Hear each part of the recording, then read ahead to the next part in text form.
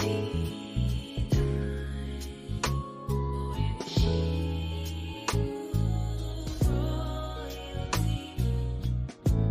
Time with Shebrew Royalty features remedies for inner healing and outer beauty.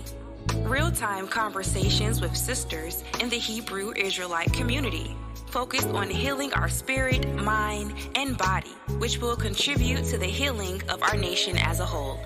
Sip a cup of tea, wear your favorite turban, tee, or tunic, and enjoy Tea Time with Shebrew Royalty.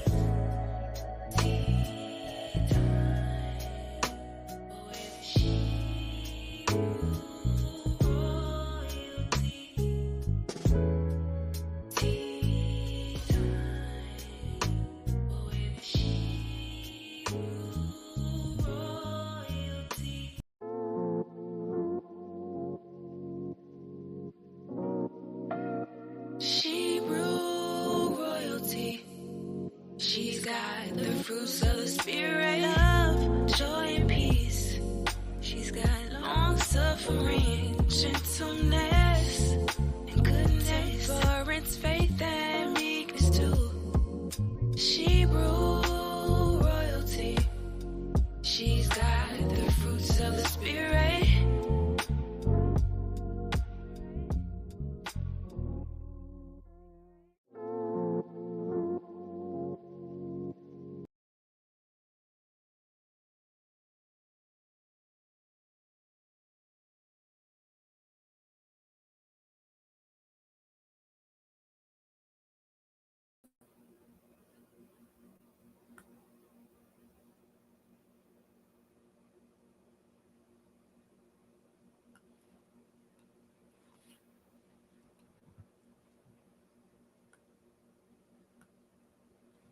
Shalom, shalom, shalom, sisters. Come on in, come on in, come on in. Oh my gosh, y'all are really showing up already. Look at you all. You all are really ready for this show. I can just tell. Come on in. Come on in, Sister Johnny. Sister Johnny, come on in, sisters. I see there are so many more of you that are already signed on, but you're not commenting. Let me know you're here. Sister Jeanette is here. Oh my gosh, you all are showing up and showing out. Sister Johnny, Sister Jeanette, Ahab Karad. Forgive me, sis. Forgive me, sis. I am just so excited. I can barely talk tonight. Oh my gosh. Let us get this royalty party started. Why? Because we have so much to jump into tonight. And oh my gosh, it's just so much information. So I am going to go ahead and just zip through all of these disclaimers and everything so that we can get to the meat and potatoes of this show tonight. So come on in. If you haven't already done so, please hit the like button, share, subscribe, hit the notification bell, and let us get this party started. So I have Sister Letitia here, Sister Princess, Sister Ashley. All right, let us do this. So first off, let us start off with a big shout out, a praise to AHAYAH. And for those of you that do not know what I'm saying when I say AHAYAH, that is the God of the Hebrews. I am that I am, the God of the Hebrews and the Shebrews. And so we always give him a huge shout out every Sunday when we come on this broadcast in the name of his son YASHAYA, or who the world calls Jesus Christ. I am your hostess, Kwala Yakaka, and I humbly thank you for being on this broadcast with me tonight. Yes. How was your week? How was your week, sisters? Sister Matakwa is here as well. All praises, all praises. Yes, shalom. How was your week? I hope that you had a beautiful and restful Shabbat and a productive week. We are starting a new week already. Look at us. We are into a new week already. So we praise the Most High for bringing us through last week and into this new week. Yes, so I hope that everyone had a blessed last week and Shabbat. Sister Nikki is here. Sister Jean is here. Yeah, let us do this. So let me get all these disclaimers out of the way. First of all, let me start by saying Tea Time with Shebrew Royalty is not going to be everybody's cup of tea. We understand, we get it. We don't expect it to be. But if you happen to come upon this channel and you don't think that we're your cup of tea, that's okay. That is okay. Please continue to search YouTube, and I am sure that you will find your perfect cup of tea and your perfect flavor. What I do ask is that you not leave any derogatory comments in the comment box, because that would be distasteful. So we would really appreciate that, and we thank you in advance. Also, although I am a certified physician assistant and functional nutrition informed professional, and I will be touching on topics of health and wellness on my broadcast, we will not be utilizing this platform to diagnose or treat anyone's illnesses. So if you are experiencing any medical problems whatsoever, please consult your healthcare practitioner. And the views that you will hear on this channel are the views of myself and my guests, and not those of any particular church or organization. One more thing, if you would like to be a guest on Tea Time with Shebrew Royalty, please send me an email to shebrewroyaltybiz@gmail.com and include a brief description of your business, your product or service that you provide, or a topic that you are interested in co-hosting. I would love to hear from you and brainstorm on how we can collaborate to help heal and strengthen Shebrews throughout the four corners of the world, which will ultimately contribute to the healing of our nation as a whole. Sister Angel is here. All right, that's what I'm saying. Oh my goodness, you all are just showing up tonight. Thank you, thank you, thank you. Thank you for the support. And you know this show is going to be fire tonight. This is going to be, we'll get there. We will get there. I would like to introduce you to my guardian doc. Let me see. Let me do that really quickly. I'm telling you, I'm rushing through all this stuff because I just can't wait to get this show started. So I am going to bring in my sponsor, my guardian doc. Give me just a second. Let me share this video with you. Here we go.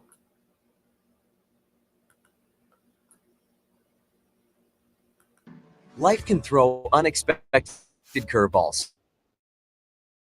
When it comes to your family's health, you need someone in your corner. Introducing your virtual medicine program provides compassionate medical guidance and world-class care around the clock. Within minutes, talk to a licensed physician. We are My Guardian Doc. All our doctors are guided by our Patient Safety and Care Equity Council, whose mission is to ensure you receive safe and equitable care. For just $27 per month, your entire household gains access to a team of dedicated medical professionals. Whether it's just sniffles or sneezes, medication refills, or a question about diagnosis or treatment, or the need to speak to a behavioral health specialist in the privacy of your home, no concern is too big or too small. My Guardian Doc is here to help you. No surprise fees, no hidden costs, just quality care when you need it most. With My Guardian Doc, for just $27 per month, your entire household's associated benefits include immediately lower micromort count, which is your 1 in a million chance of dying, on-demand access to doctors, reduce healthcare costs, improve healthcare outcomes, decrease visits to the hospital or emergency room, increase your lifespan, and gain peace of mind knowing your family's health is always protected. From urgent care, primary care, medical guidance, prescription discounts, hospital bill negotiation, and much more, My Guardian Doc is here for you every step of the way. Millions of people have expressed a need for My Guardian Doc. Join the fastest growing subscription service.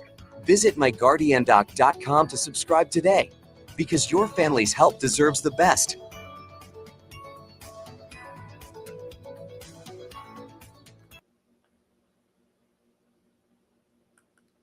Okay, we are back. Please visit myguardiandoc.com to get more information and to sign up for coverage. Please do not sign up on the website. If you choose to sign up for services, there is a special link below this video in the description box for Tea Time with Shebrew Royalty viewers. So please do go to the special link for my viewers if you would like to sign up for services. Sister Carla is here. Look at you. Oh my gosh, y'all are looking so beautiful. You all are looking super beautiful tonight, as you always do. Oh my gosh. If you haven't already done so, sisters, please hit the like button, share, subscribe, hit the notification bell, call a sister up and let her know that we are going live, okay? Because this show is going to be serious. We are not playing tonight. So I hope you're wearing your favorite turban, tee, or tunic, or your dress. And that being said, let's sip some tea and have healthy talk. Let's get this royal tea party started. So my tea tonight, sisters, we're going to talk about this tea, this cup of tea. Get this out of the way. By the way, what is your cup of tea? What is your cup of tea tonight? The water, Sister Carla. The water. My cup of tea tonight is Ticino Chaga Ashwagandha tea, butterscotch flavored organic mushroom adaptogenic herbal tea. Isn't that a mouthful?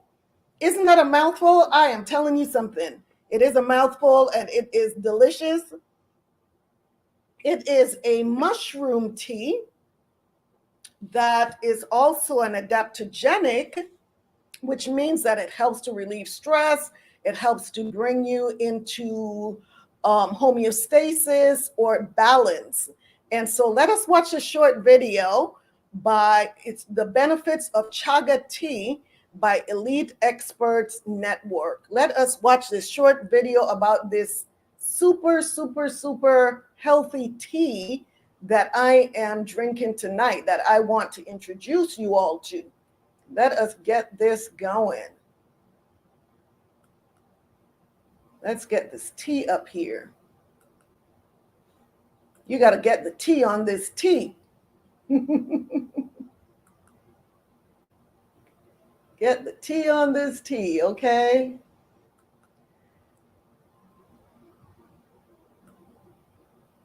The benefits of chaga tea.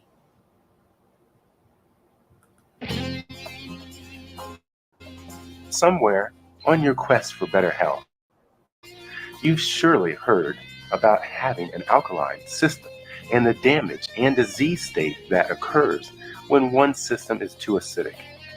Or maybe you've been told to consume more green leafy vegetables to raise your pH. Stay right there. I have the best tip in the world regarding your health. Welcome to this episode of Inside Out Life Enhancement, Tips for Optimal Health and Performance, with your host, the founder of the Wiggins Method, Stacey Wiggins. Now more than ever before, acquiring that vital pH balance, moving towards health regeneration, and leaving toxins and their diseases behind is truly more possible. Introducing the Alaskan Chaga tea, a superfood which greatly enhances your immune system, and much more. Chaga mushroom is revered as the king of all mushrooms and has a super powerful way of enhancing life. Chaga tea is the world's most potent alkalizing food, highest in SOD, superoxide dismutase, one of your body's most powerful antioxidants, super effective as an anti-inflammatory, hello, stiff joints and arthritis. Did I mention anti-cancer? Chaga helps to bring balance back to your body. The Chinese call it king of all herbs. The Siberians deem it to be the gift of God. The Japanese call it the diamond of the forest. In 1955, the Russian government proclaimed chaga to be on their cancer protocol list. Mechanics of action. The benefits of wild chaga are immense. Supplies oxygen to cells for use as fuel. It supports the energy mechanisms in all organs, including the brain, your heart, and liver.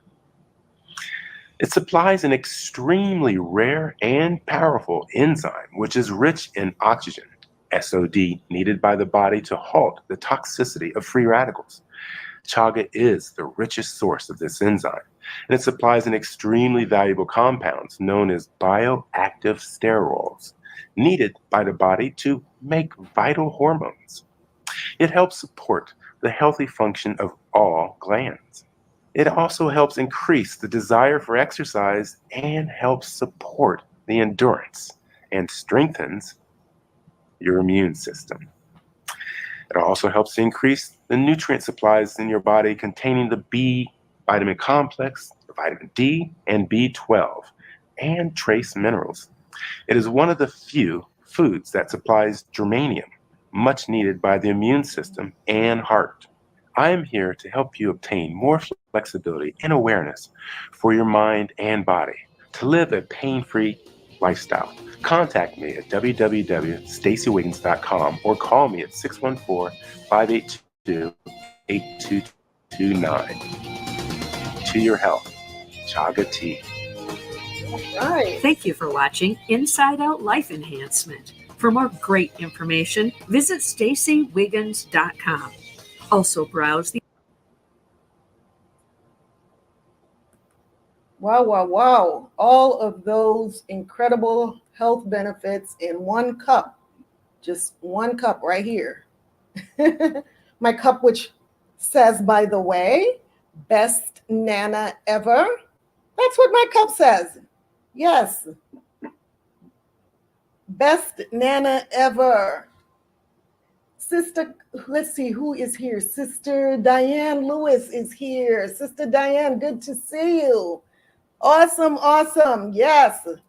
Let us get this party started. Again, like, share, subscribe, hit the notification bell. We're about to get started. We do not promote on social media. Why? Because I don't have any other social media platforms other than this YouTube channel. So please, please, please do me a favor and share these videos with everyone in your contact list, okay?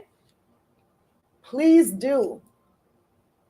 So let's talk about last week's show, Declutter Your Life Part 3, Mental and Emotional Detox Finale. Yes. Who was here for the show live or on playback? Who was here? Oh, we didn't talk about the teas. Let's see. Before I do that, let's see. Sister Carla says, I had Ticino dark roast and it was amazing. Okay.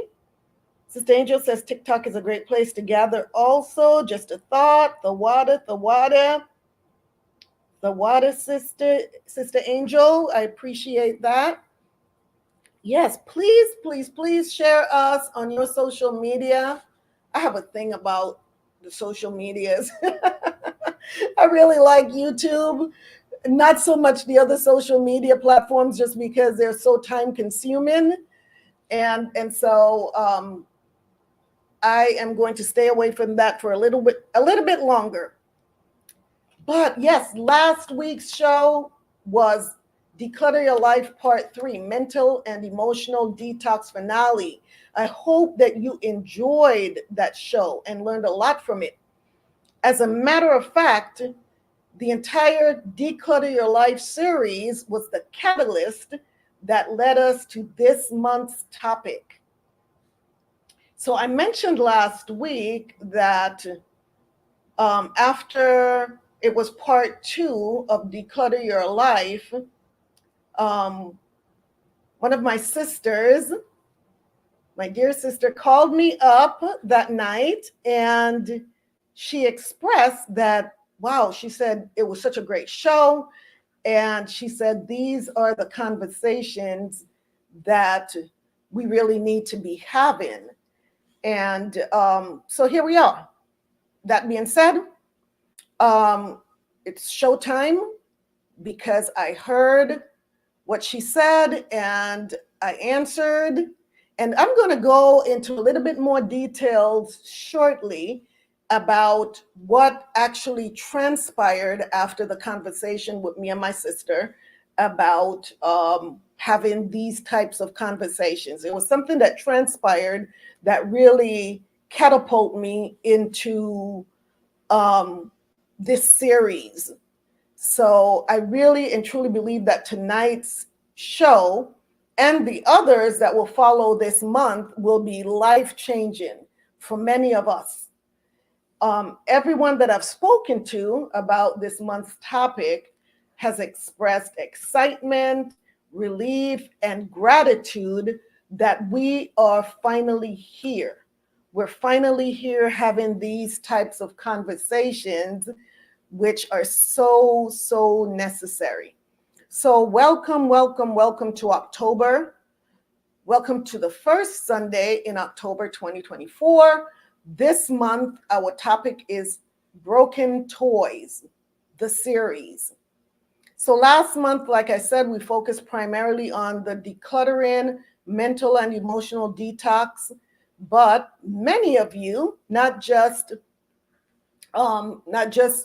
my dear sister that called me up that night and expressed that she really wanted more of this content, but many of you expressed the desire to delve deeper into the root causes of the problems that actually cause us to be emotionally and mentally toxic in the first place.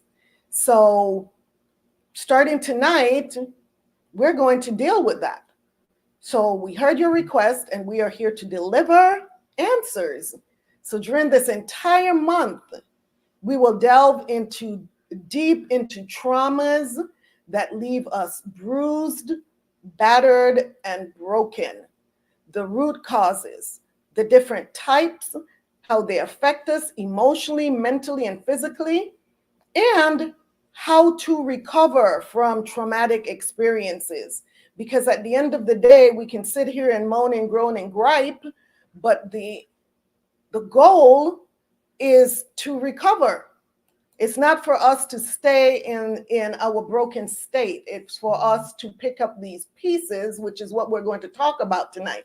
Pick up these broken pieces and put ourselves back together and help each other to pick up our pieces together and become whole. Because if I'm broken and I'm part of a body, then the entire body feels the effect of my brokenness. So we really, really need to start helping each other through getting through these experiences from our past, and also doing what we can to avoid them in the future, right? So each Sunday, we will be welcoming guests that specialize in recognizing and treating both victims and perpetrators of violence and trauma. So we're not just going to talk about victimization, we're also going to talk about the perpetrators, right? During each episode, we will be welcoming a panel of guests, both men and women. Yes, I said men and women. So we will be having brothers on some of the shows this month that are willing to speak their truth about their journeys from being victims and or perpetrators of violence and trauma that contributed to their and others' brokenness to now being victors. So that's the goal. We are all here to help each other. So our brothers are going to step up to the plate as well and come out and speak with us and share their truth as well. And you can do the same. I can do the same, right? Let us talk about this so that we can move from victimhood to becoming victors and overcomers. So I believe that this is going to be the most impactful, heartfelt, and therapeutic Tea Time with Shebrew Royalty broadcast this entire month, this series to date. So Tonight's show, Broken Toys, is series episode 1, Picking Up the Pieces, will hopefully open the door for us to have a candid, frank discussion about brokenness that have been the source of the mental, emotional, and physical clutters in our life. So only when we expose and address the cause and effect of the areas of brokenness in our lives can we begin to heal and become whole. And that is most definitely the goal. So tonight's show will primarily be focused on us, sisters, although I'm sure even brothers can benefit from the information that will be presented tonight, because most of it is going to be very broad. But tonight's panel is just sisters. So I have 2 sisters that will be joining me on the panel tonight. One is here already. My other sister will be coming in just a little bit later. I'll bring my first sister in, and then when Sister Patricia, you all already know Sister Patricia, she's been on previous shows. So more than likely she won't need any introduction, but just in case, I will have her introduce herself when she comes in. But tonight, I'm going to introduce another sister that's never been on the show, but has been on a viewer multiple times. So you have seen her in the chat multiple times. And yes, I'm talking about tonight, Sister Zion. Sister Zion. So let me bring Sister Zion in from back here in the shadows. And I am going to give you a brief introduction to Sister Zion. Shalom, sis. Shalom. How are you, sis? How's everyone? I am blessed and highly favored. It is so good to see you. Thank you so much for allowing me to be part of your platform, sis. Your audio is really low. I don't know if it's my I don't know if it's my headset. Let me see if I turn my volume up just a little bit here. Give me just a second. All right. You already have a soft voice anyway, but yes, let me project. Is that better? Yes, you projected, sister. You projected, plus I had turned up my volume. Okay, I think we're balanced now. Yes. So Sister Zion Jones is a founder and creator of Rock Life Network, LLC, a network that hones in on relationship building, self-awareness, and inner growth. Zion has over 10 years of experience as a life and relationship coach and 15 years of experience as a business owner in multimedia. Zion's multimedia experience in the entertainment business introduced her to various facets of life that ignited a passion within her to be a vehicle to help men and women learn the fundamentals of how to heal within. Zion's first LLC as a life and relationship coach was called Naked by Transparency. Her motto was, transparency is a vital step to healing. Don't hide, ride the waves of becoming the best you. Become the overcomer you were created to be. So welcome, Sister Zion. It is such an absolute pleasure to have you on here tonight. I am so excited to have you here. What have you to say for yourself right now? Oh my gosh, broken toys. I mean, it's simply amazing and a timely subject for all of us because we're all been broken toys. We've all broken toys, So just picking up the pieces, healing and just growth and knowing how to do that. So I definitely are thankful that I'm able to share some of those ways of picking up the pieces. Amen. Thank you so much. Thank you so much. And for those of you that are new to this show, that don't know a little bit about me, but before I go into my intro, let me first make this disclaimer. The views that you will hear on this broadcast tonight are strictly those of myself and my guests, and not of any particular church or organization. No one on this panel is a spiritual advisor or counselor. Our views are based on our personal and or professional experiences. We encourage anyone that is in need of spiritual counseling or advice to seek counseling through the leadership of your church.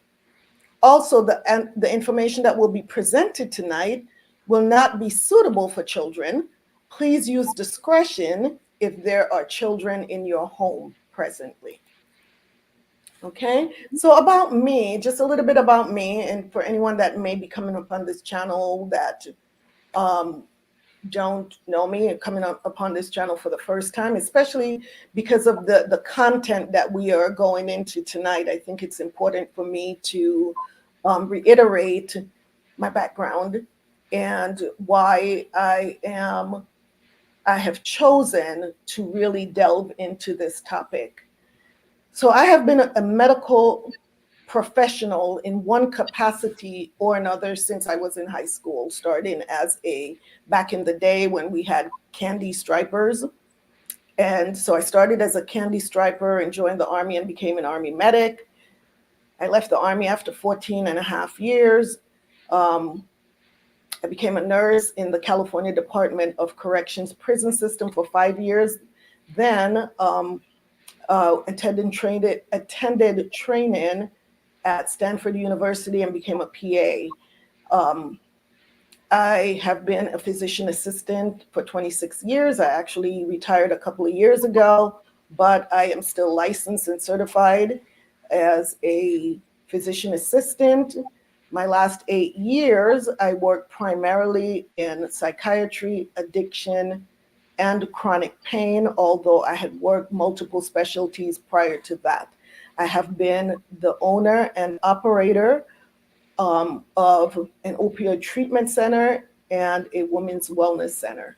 I also operated a nonprofit organization where I taught health and wellness classes for women. So that's a brief overview of my background. And so now this probably gives you a little bit of insight as to why this topic is so incredibly important to me. And I had also been a domestic violence counselor. I'm not currently active as a domestic violence counselor. I actually utilized that training for domestic violence counseling to actually help myself and many of my patients that presented with a history of being victims of violence. So yes, that's a little bit, like I said, about me. Let's delve into tonight's show. And Sister Zion is here. Let's jump right in. So I wanted, Sister Zion, and I told you, I think you were one of the first person that I expressed this to about how broken toys came to be, right? Yes. So I'm going to go just a little bit deeper. I mentioned that I received a call on the night that I had Declutter Your Life Part 2. And it was probably an hour after the show was over that I received a phone call from my sister. And she did mention, okay, I am so glad that you did this show on decluttering. We really, really need this, and we really need to have these type of conversations. And I said, okay, then, I really know the direction that we probably should be going in. But, I just left it there. And I went to bed that night, and actually in the wee hours of that morning, the Monday morning, I woke up And these thoughts were just going through my head, about some of my experiences, my past experiences, my own traumas, and how the process that it took me to get to a place of healing. And as I was laying on my bed and these thoughts are going through my head, the words broken toys, I just heard those words. I know it may sound kind of crazy, but trust me, it's not. And I said, broken toys. And I'm just laying there on the bed, and all of these thoughts just started coming through my head. And then it was all about this show, the topics, the route that I need to take, all of the information that you will hear in this show tonight. So many of this information came out of not only that night, but after I got up and I started writing things down about my experience that night. And then I started talking to others about that experience that night, and they were giving me feedback as well. And this broken toys event, I don't even know what to call it at that stage. It just took on a life of its own. And here we are tonight. It was supposed to be one show. It was supposed to be one show. And what did you say to me, Sister Zion, when I said, oh, it's just going to be, or maybe it's going to be this month? I said, okay, we're going to do this month. It started off as one show. And then I realized that it's not going to be one show. And then you said something when I said this is going to be Broken Toy Month. I said, let's see what God has to say about it, because that's not what I'm seeing right now. I mean, because it was so huge. It was enormous. It was so big and so necessary. So, you were like, I mean, you're pretty adamant. Well, I don't know. It was just the Lord's will, but this is what I see. But, she's supposed to get a lot of things dropped in her at nighttime.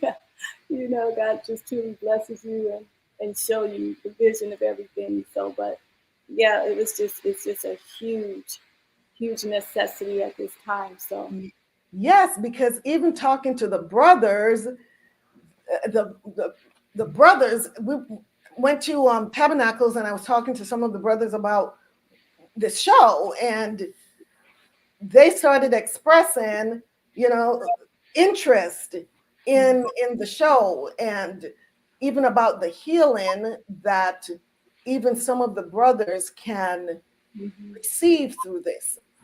And I thought, wow, this really is going to be something huge. This is not me. I know when I was laying in that bed that night, I knew that this was not, it was not something that I thought up. It was something that was given to me. Yes. It was a task that was given to me. And even the name, I didn't come up with that. I heard it clearly. Wow. And so here we are. Sis, do you have headphones in? No, I don't. Do you have headphones? I don't have any. Oh, okay. There's some feedback, and I think that's because there's not headphones. Oh, okay. Yeah. Okay. Try to be as close to maybe the microphone. Okay, is that better? Yes. Let me do that. Awesome. The water. So yes, it just kind of took on a life of its own, and it was just so amazing. So let's jump right in. And we cannot talk about brokenness without talking about trauma. So that's where we want to begin. We want to begin with defining what is trauma, right? So I'm going to pull up an article here that talks about trauma. And Let me get that on the screen. Hold on, let me get that on the screen here. And tonight we only have 2 articles. The rest of it is just we're just going to have conversations. But I really thought it was important that I brought this up so we can, um, you know, this will be our jump off point where we start with what is trauma? And let's get the definition of it here.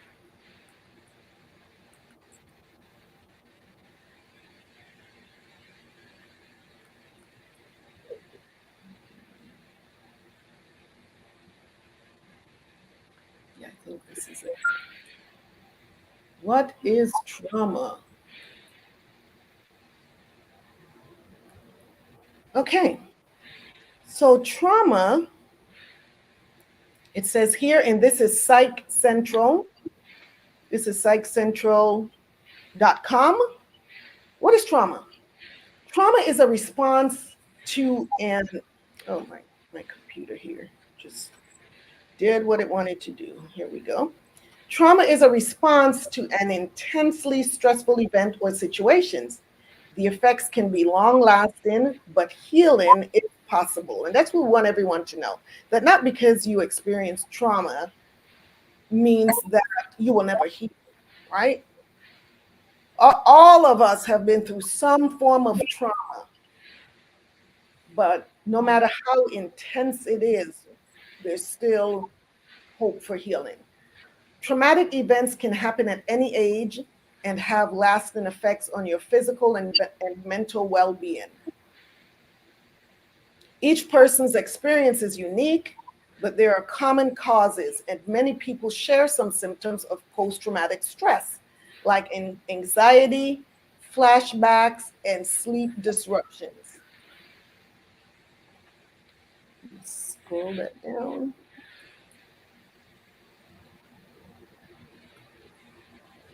Some in the medical community dispute what constitutes trauma. As researchers and therapists learn more, conversations about trauma's definition are ever evolving based on new evidence. With proper treatment and social support, especially through trauma therapy, many people can overcome these negative effects, experience an improved quality of life, and move towards healing. So let's talk about what exactly is trauma.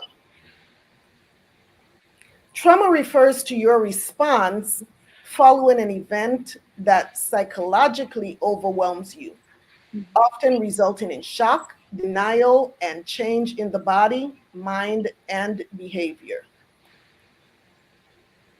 According to the Substance Abuse and Mental Health Services Administration, SAMHSA, trauma is an event. What is happening there? Okay. Trauma is an event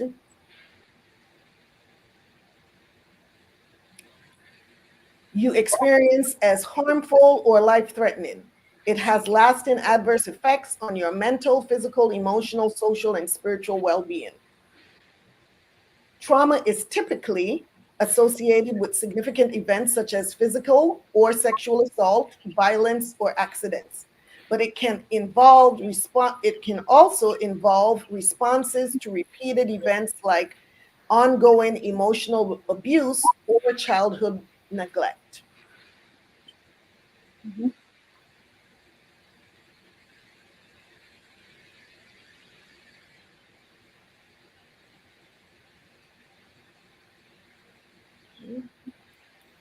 Not everyone who has experienced a traumatic event will have long-lasting effects. Around 20% of people who experience a traumatic event will develop post-traumatic stress disorder or PTSD, and many others might still have sub-threshold symptoms of post-traumatic stress. So there's complex trauma. Complex trauma is trauma that repeatedly occurs over time, can have cumulative impact. This is known as complex trauma. Complex trauma is often associated with childhood trauma. Early experience of trauma can leave a deep imprint on your worldview, sense of self, and relationships later in life. And having worked in the mental health field, I've seen so many patients with complex trauma due to childhood abuse and neglect. So, what are the mental and physical effects of trauma? Let's see what they are. Trauma can affect many areas of your life, including your emotional, social, and physical well-being. During extreme stress, the body and mind become overwhelmed, engaging the nervous system's fight, flight, or freeze response. Symptoms of post-traumatic stress are after effects of your overwhelmed nervous system. Your body and mind can't fully process the traumatic event as they are happening. And what are some common symptoms after trauma? Let's talk about those.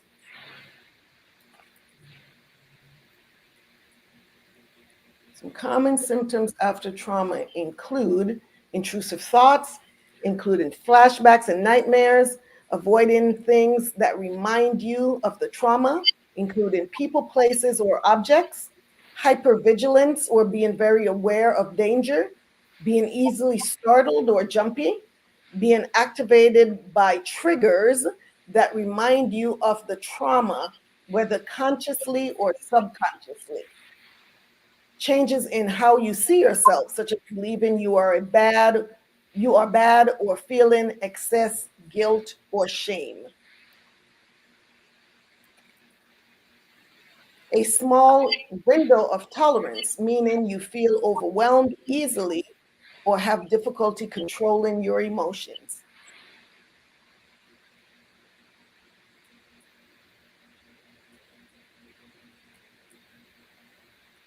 Okay. Traumatic stress can show up in your physical health too.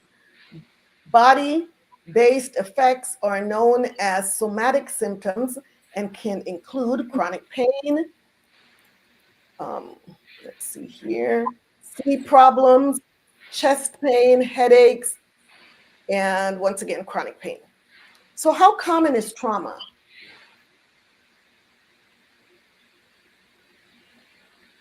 How common is trauma? Oh, my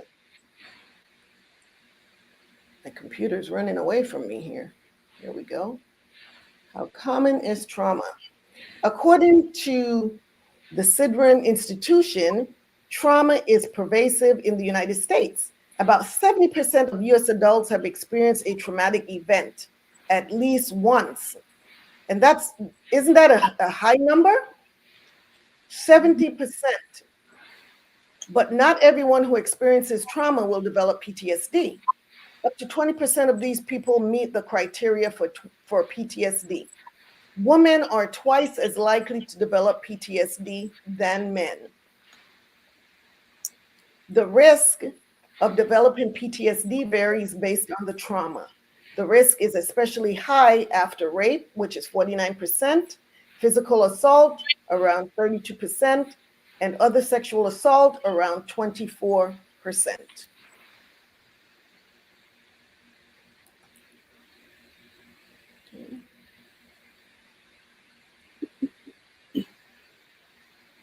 So according to the CDC, or Centers for Disease Control and Prevention, adverse childhood experiences, ACEs, potentially traumatic events that occur in childhood, are common.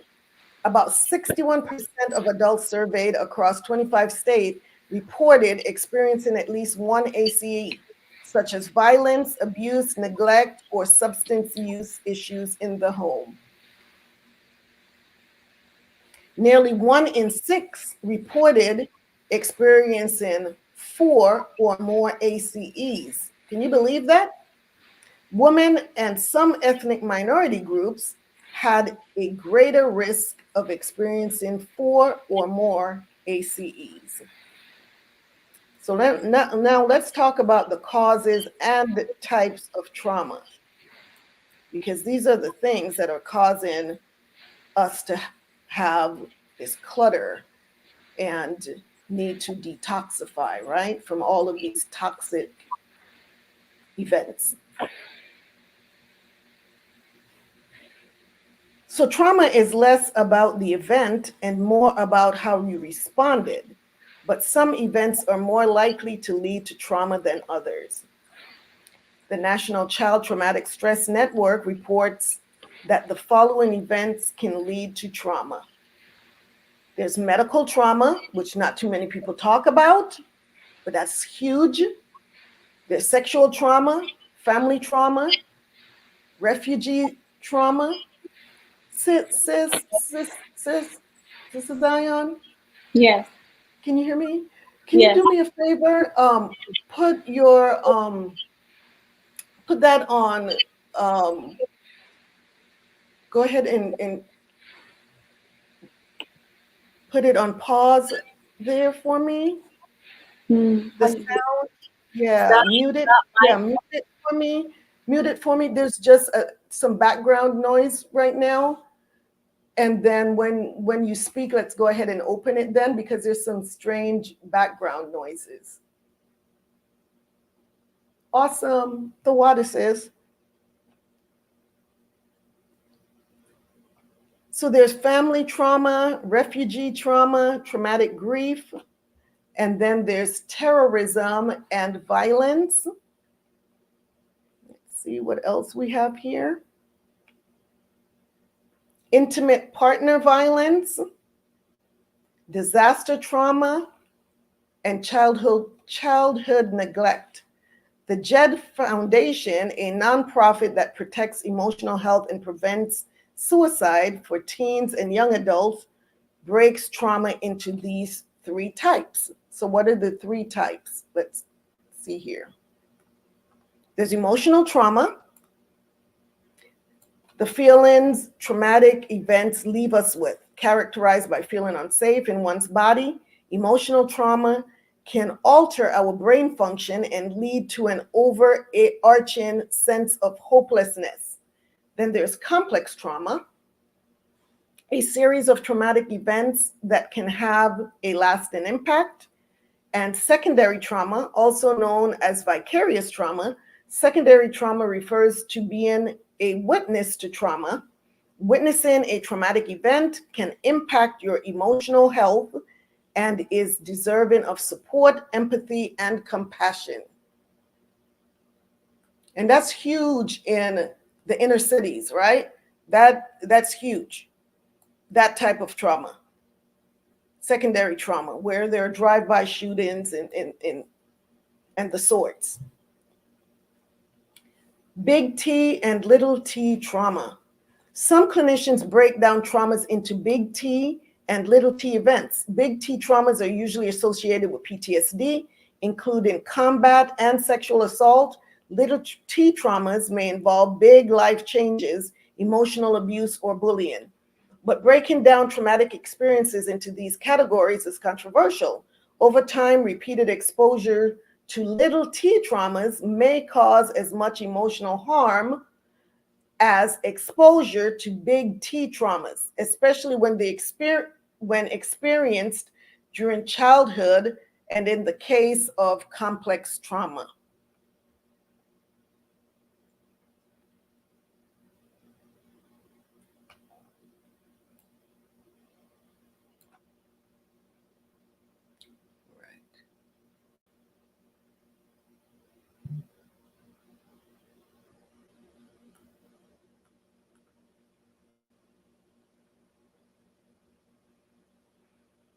All emotional wounds deserve empathy and support, and all events that result in harm warrants the need for validation and support. We're not going to deal with this advertisement. So then, what mental health conditions are associated with trauma? That's the next question here.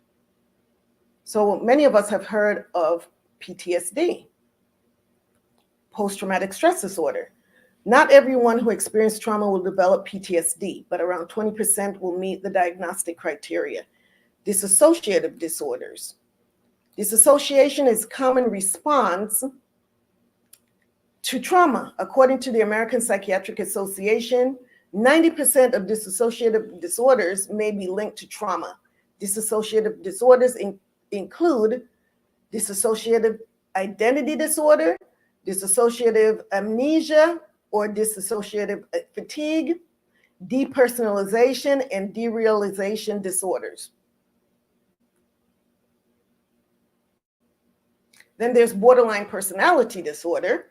And according to a 2021 study, in 30 to 90% of cases, borderline personality disorders, BPD, is associated with abuse and neglect in childhood. And then there's depression.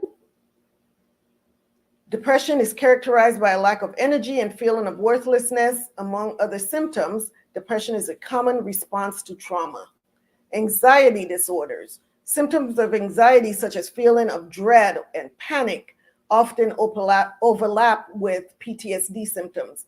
Anxiety might arise when you're faced with something that reminds you of a trauma. Some people may develop anxiety disorders related to trauma.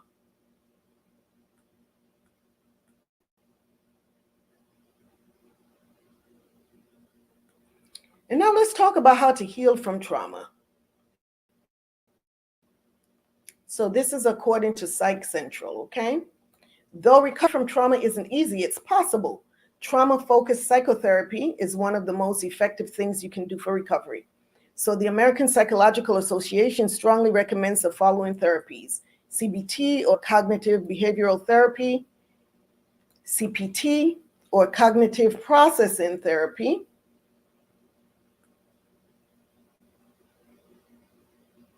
prolonged exposure, PE therapy.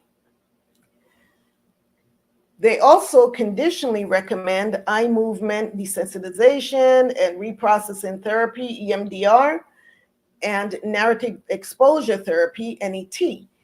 And it says here, if you're looking for mental health support, Psych Central, how to find mental health support resources may help.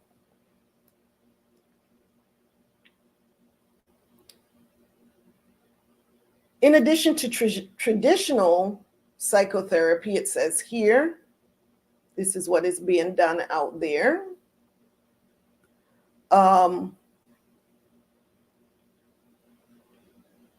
Expressive arts such as creative writing or theater can help heal trauma.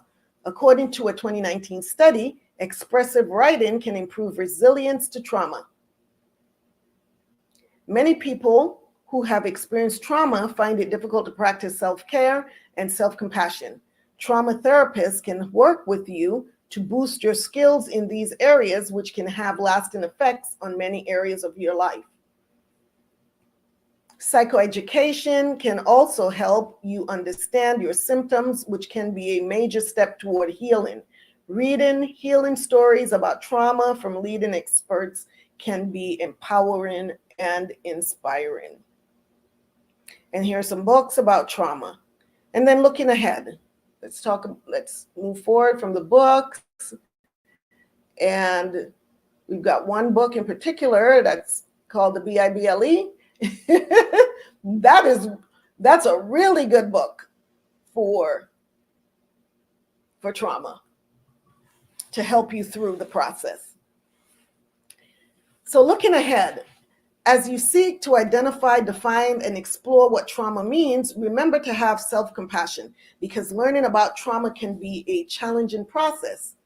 Through learning about trauma, you raise awareness about a widespread issue and empower yourself with tools to help heal yourself and others. People recover from trauma every day and lead happy, productive lives. And that is very, very true. Okay, so that's the end of that article. And you know what? I am going to share this article in the chat box here for you, should you want to dig deeper into that article. There we go. Oh, I lost Sister Zion. No, I didn't want her to leave. I wanted her to put it on mute. Where are you, Sister Zion? Oh, she's going to go onto her phone. Okay. There we go. All right. There you go. That might be better, huh? Let me bring you in. Let me see here. Let me bring Sister Zion back in. I didn't even realize that you had dropped off because I was so busy reading. I didn't even see that you had dropped off. Oh, no problem. That's so much better. Is that better? Oh, yes, that is so much better. Okay. Amen. Amen. Okay. Much better. Awesome. So let's see. We have some comments here.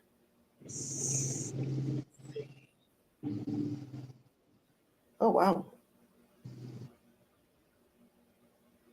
That sounds much better. Yes, she said, I can relate. Mary says, I can relate. All praises for this series. Israel needs healing. Sister Carla says, so badly, all tribes, but especially Judah. Khan, we all do, sis. Is complex trauma considered a demon? I would say so. Yes. But we're not going to delve into the spiritual side here, not tonight. Later on, we will have some guests that can delve into that. But like I said, because we are not spiritual advisors, we can't delve into that area. Our areas of expertise are through counseling, through mental and emotional therapies. So we're going to leave the spiritual side to those that are spiritual advisors, like our elders, bishops, deacons, and officers. Let's see here. Yes, Sister Sierra says, my goodness, the percentage is so high. Khan, it's extremely high. So what did you think about that article, Sister Zion? It's right on the money. I wanted to mention when you and I, the Most High gave you this series about broken toys. Definitely, we know we're dealing with traumas, and all of us look fixed from the outside, but so shattered within the inside. And I know when I've worked before with women with trauma, abusiveness, molestation, foster children and their parents, we all come from somewhere, and the most important, like I had mentioned with Naked Pie Transparency, really derived from that. When it says, don't hide, ride the waves of becoming the best you, become that overcomer you were created to be. Because we're all going to go through something. We're all going to be, like you said, we're going to deal with some trauma, and by me and you, we were talking, it's like, how do we overcome it? Yes. How do we allow it, to be an overcomer? This is start, right? Because first of all, before we can even overcome it, we have to first recognize that it exists. Right. And so many of us, because we have been told to be strong Black women, we don't even recognize the traumas that we have experienced. And so we just think, oh, well, that was normal, that just happened. But then we're not looking at our behaviors. If we take a step back and observe ourselves from the outside as an onlooker, we would notice the dysfunction. But because we can't see the forest for the trees because we're too close to it. And so many of us have lives that are so busy that we don't have the luxury to just take a break and really observe our lives. We're just from one thing to the next, to the next, to the next, because it's all about survival. We're just trying to survive, right? And so many of us just go through the motions every day. feeling as though this Right. is the way it's supposed to be, and it's not. We're not supposed to be dysfunctional. We're not supposed to ignore the traumas that have occurred. Other people are out there getting help, and so many of us, we feel as though it's shame. There's so many reasons why. There's shame, there's denial that causes us to not seek the help that we need. And so sometimes it requires something like this, a platform like this, for us to be able to sit down and listen, and now put ourselves in that space and say, is that me? And you said the key word too. You have to sit down and listen. That means, stop being distracted, because the first thing you have to do is find out the root of the brokenness, where it's coming from. Where did it stem from? Was it my childhood? Was it a relationship? And identify it. And that's why I said to be transparent with it, because we try to hide those hurts because we're ashamed of it. Yes. Whether we're a victim or we victimize, of course, those are things that we're not proud of. However, as we hold them in, they become toxic. So like you said, it's time to just sit down and just like, where does this hurt come from? That's the first thing you have to do, and identify it. You got to identify it, because there could be many traumas. It can be a lot of ways how your personality, how your character is. It's because now you are how you react. And that's how you do identify. You can start paying attention to your thoughts, how you react when someone says something to you. What are your actions when someone does something? What are your thoughts? I always use, I would tell some of my clients, it's like, stand outside of your thoughts. Like if you come into front of someone and they offend you, what's the first thing you say when someone offends you? Stop looking at the person who offends you and look at what your reaction is of what they're doing.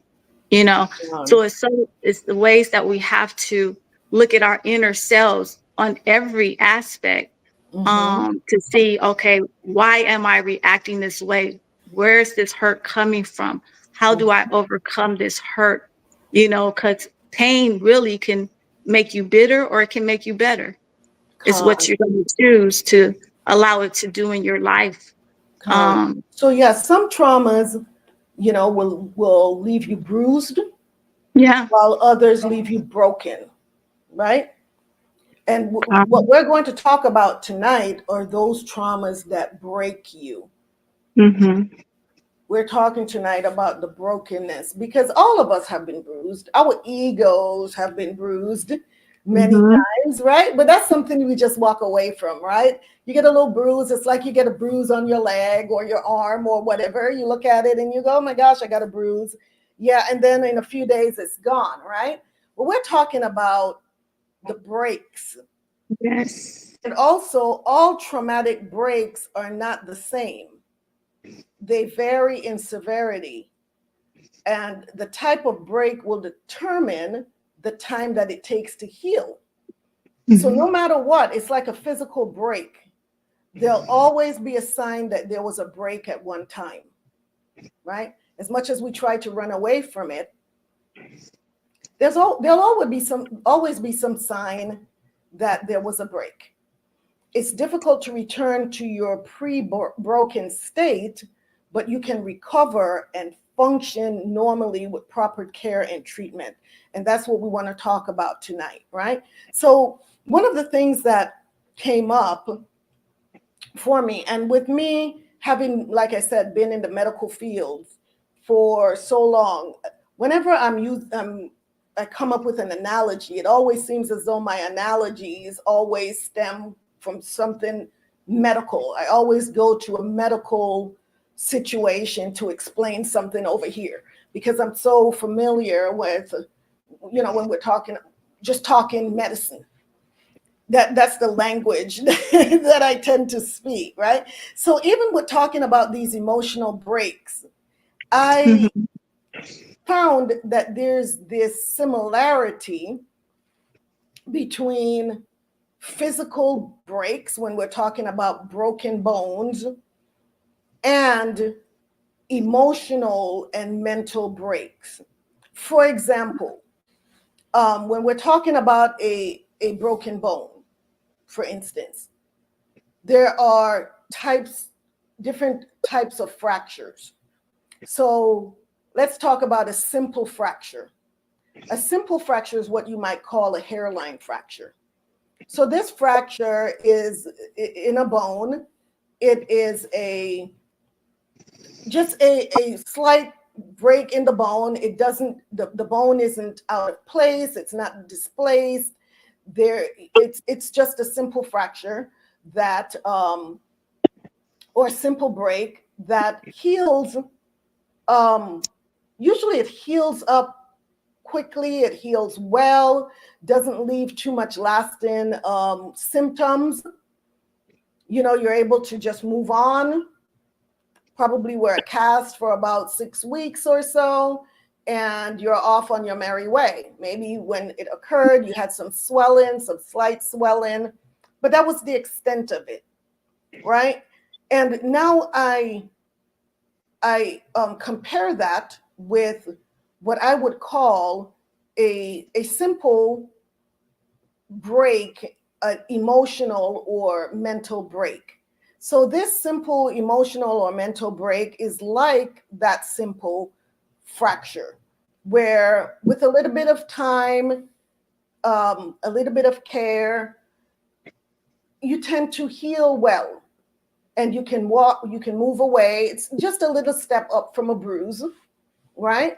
You're able to heal well and just move on with your life. But then there's, on the other hand, there's what's called a compound fracture. And a compound fracture, when we're talking about a bone, this is where the bone is actually snapped. And not only is the bone broken, but now it pierces through the skin. So now there's a break in the skin. So this is a serious fracture where you can have you can have hemorrhaging, because now we're not talking about just the bone is broken. Now there are the tissue, the muscle is torn. Then you also have nerves that could be damaged, the blood vessels. Now there's also a high risk of infection because the skin is broken, right? So, and now you need surgery. You need to go in, you need to have surgery to repair that to bring that bone back into alignment. Now you're going to need a plate in there, a metal plate, to keep this bone in line. And now we're talking about an extensive healing time. So imagine someone with an emotional, mental compound, a fracture that now involves, where it's not just your emotional and mental state. Now compounded with on that, now we have a physical abuse. So now you're not only wounded on the inside, mentally and emotionally, which is something that we can sometimes hide, but now you have the physical evidence. You have black eyes, you have bruises everywhere. There's a physical outer appearance that you are now broken. So now we're dealing with someone who is broken emotionally, mentally, and physically. That's a compound break, right? And then there's the spiral breaks, spiral fractures. When we're talking about bones, if you twist someone's arm, especially like with a child or even an adult, you twist that arm and the arm now breaks in a spiral pattern. That's considered a spiral fracture of the bone. Well, how many of us have heard someone make the statement, "Oh my gosh, I'm just spiraling out of control. I'm just spiraling." When I hear that, I'm thinking this person, I'm now comparing that to a spiral fracture. This person is just broken in a spiral pattern. They're spiraling out of control. And then we'll talk about another type of fracture that is very severe, very intense, and we're talking about a crush fracture. So let's say that you had a sledgehammer fall on your foot, right?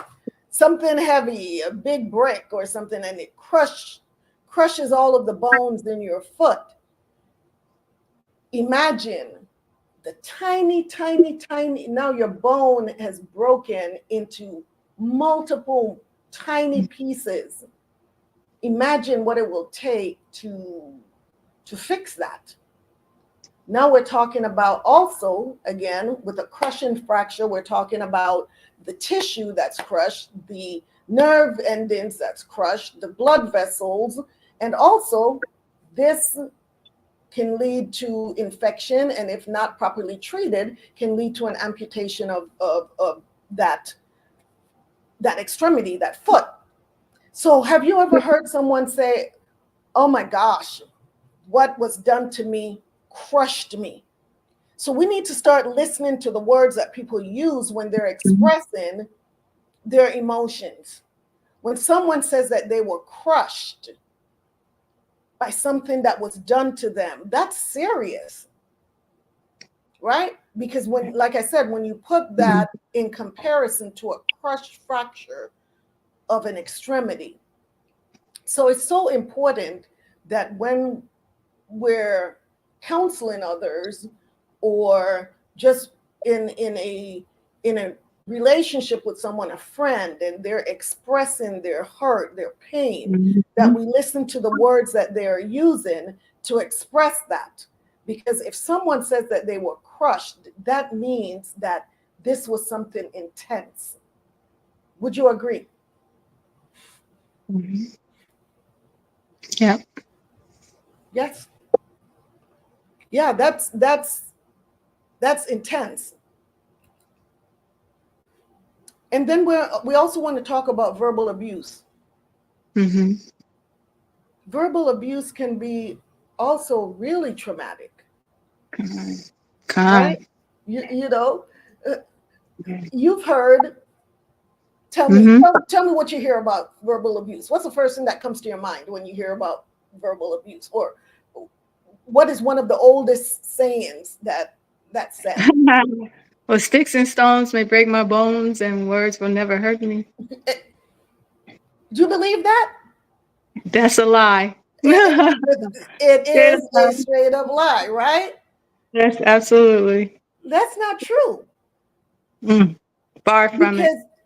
Because on the flip side of that, how many of us have heard, gosh, those words cut me like a knife? Come on. Yep. I felt like I was stabbed in my heart, right? Once again, listen to the words that people say. So if sticks and stones can break your bones, but words can never hurt you, why would you say your words cut me like a knife? That sounds pretty painful. Or what you said just stabbed me in the heart. Right? So just as we have I just went over the analogy of emotional and mental breaks having similar characteristics to broken bones, the same can be said about the harsh words that causes emotional cuts that are traumatic. Because at the end of the day, do you know what the definition of a cut is? Sister Diane says the devil is a liar. Yes, he is a liar, straight from hell. So, yeah, the definition of a cut is a break. Listen to this, a break. So here we go with brokenness, right? A cut is a break or opening in the skin. It is also called a laceration, a cut may be deep, right? Like that verbal cut, that verbal stab to the heart, that verbal, you cut me like a knife. It can be deep, it can be smooth, or it can be jagged. So imagine someone that they're just tearing you up with all these words, these one negative word after another, after another, after another. It can be deep and jagged. So imagine coming out of that kind of a knife fight, right? So a deep cut can affect tendons, muscles, ligaments, nerves, blood vessels, or even the bone. So if you apply that same concept to someone who has been traumatized by cutting words and the damage that they do. I see a comment here. Let's see. Sister Diane says, identify the activating event by how it made or make the individual feel. Respond without comparing it to other people's activating events. Very good. And Sister Carla says, I know I push feelings to the side because of the day-to-day needs of family, work, etc. The need to push through, not acknowledge feelings, hurt causes stress. It is a hamster wheel in situation. And that is so true, sis. That's so true, because when we are sitting here, you know, going through the motions and pretending like it's not happening, we talked about the decluttering segment about that straw that broke the camel's back. Where, because we don't know how to dump things off along the way, and we just keep picking up more junk and putting it on our backs, then one day someone says something to you, just something simple that just got on that very last nerve that you had. You just had one nerve left. You just had that one nerve left, and they got on that one nerve, and you blew up. And they're looking at you like, oh my gosh, all I said is such and such and such and such. And to them, it was not a big deal. But to you, who have been carrying this intense weight, and now one more thing was dropped on you, it broke your back. So that's why we need to have these kind of conversations, so that we can know when it's time to, it's self-care. It's about self-care. How can we care for everybody else and not care for ourselves? That's impossible. Even the scriptures tell us, you know, love your neighbor as you love yourself. And so many of us profess to love others, but we are showing ourselves that we don't even love ourselves. What did Sister Diane say, sis? Can you see that? Oh. Life and death is in the power of the tongue. No, yeah. Yes, it is. So instead of sticks and stones can break my bones, but words can never hurt me, I say sticks and stones can break my bones, and words can surely cut me. Right? And my next slide says, the power of life and death is in the tongue. Just as Sister Diane looking at the notes. Yes, she's eye hustling my notes over here. but how powerful words are, and you just said it, Sister Zion. Words can be spoken to build others up or to break them down. So it's so important that we use our words wisely. And also understanding that those words come from the thought.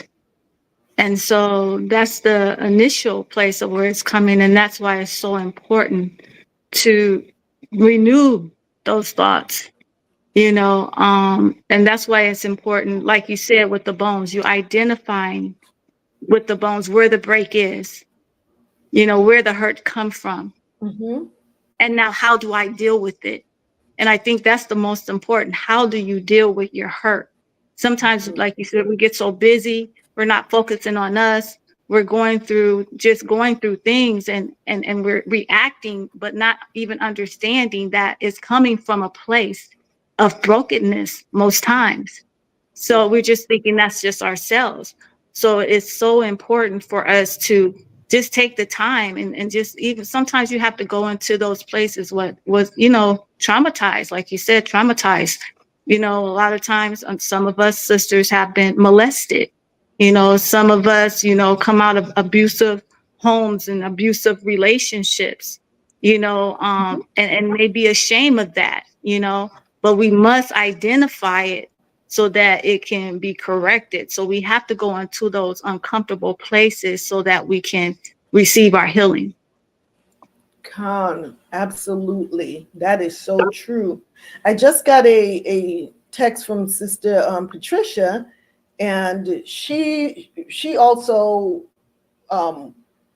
works, of course, and she had a Zoom meeting tonight, and she got caught up in a counseling session. So she's not able to be on the show right now because she's in a counseling session with someone. So we understand that. And the same thing happened with Kiara, our therapist that was going to be on tonight. So they both ended up in sessions a lot longer and later than they anticipated. So we'll just keep pushing through. So let's jump into the toys, right? Mm-hmm. Let's talk about new toys. Who remembers being a child and what it felt like when you received that brand new toy that you wanted for so long? I mean, everybody wants to play with new toys, right? As a child, who didn't want a new toy? We all did. It's so exciting. You wanted to show it off to all of your friends, and everybody wanted to play with your new toy. Most of the time, they didn't even want to get their own toy. They just wanted to play with yours, right? They would even sneak to play with your toy. And I hope you know where this is going, right? Yeah. So then, you got this new toy, and everybody wants to play with your toy, and some people are sneaking off, taking your toy and playing with it. And then one day you discovered that your toy is broken. You're going, I don't remember breaking this toy. I don't. How it got broken is a mystery, because no one wants to take the blame for breaking it. Everybody that you ask, did you break my toy? I didn't do that. No, that wasn't me. I don't know. Maybe it was her, or maybe it was him. And then they actually blame the toy for being cheap. That's why it broke. Oh, that was just a cheap toy. That's why it broke. The toy was now blamed for what someone did to it. The one or the ones that played a role in breaking it walks away without any consequence or remorse. Mm-hmm. They're free to live their lives as though nothing ever happened. But that cheap, broken toy is discarded. And no one wants to know how it was broken. No one is even asking, well, really, if I didn't do it, well, who did it? But now it's just a cheap old toy that's discarded. It may be thrown out in the trash. It may be thrown in a toy box. It may even be given away. No one even considered having it repaired. No one said, well, let's fix that toy that was broken. Why would they? It's just a cheap, broken toy anyway. Imagine if you're that broken toy Everyone that seemed to love you and enjoyed being around you now hates and avoids you because you're broken. How dare you be broken? Right? Imagine that. So now that we understand who those broken toys really are, let's talk about what happens when people are broken. Because the broken toy is just an analogy, as you all already guessed. We're talking about people that have been played with, that have been toyed with, your emotions, your feelings. You've been thrown around, beat up on, slammed. All kinds of things have happened that caused you to be broken. And that was some of the information that was in my, as I was laying there that night, or that early morning, I should say, when broken toys came into my mind. It was just these analogies of being discarded, a toy that's being discarded, that nobody wants anymore, that's considered cheap, that's just thrown away. And no one is even trying to figure out how to fix it. So broken people become perpetual victims and also perpetrators. And so that's what keeps the cycle going, right? And I'm sure you saw a lot of that in your counseling with women. Right, Sister Zion?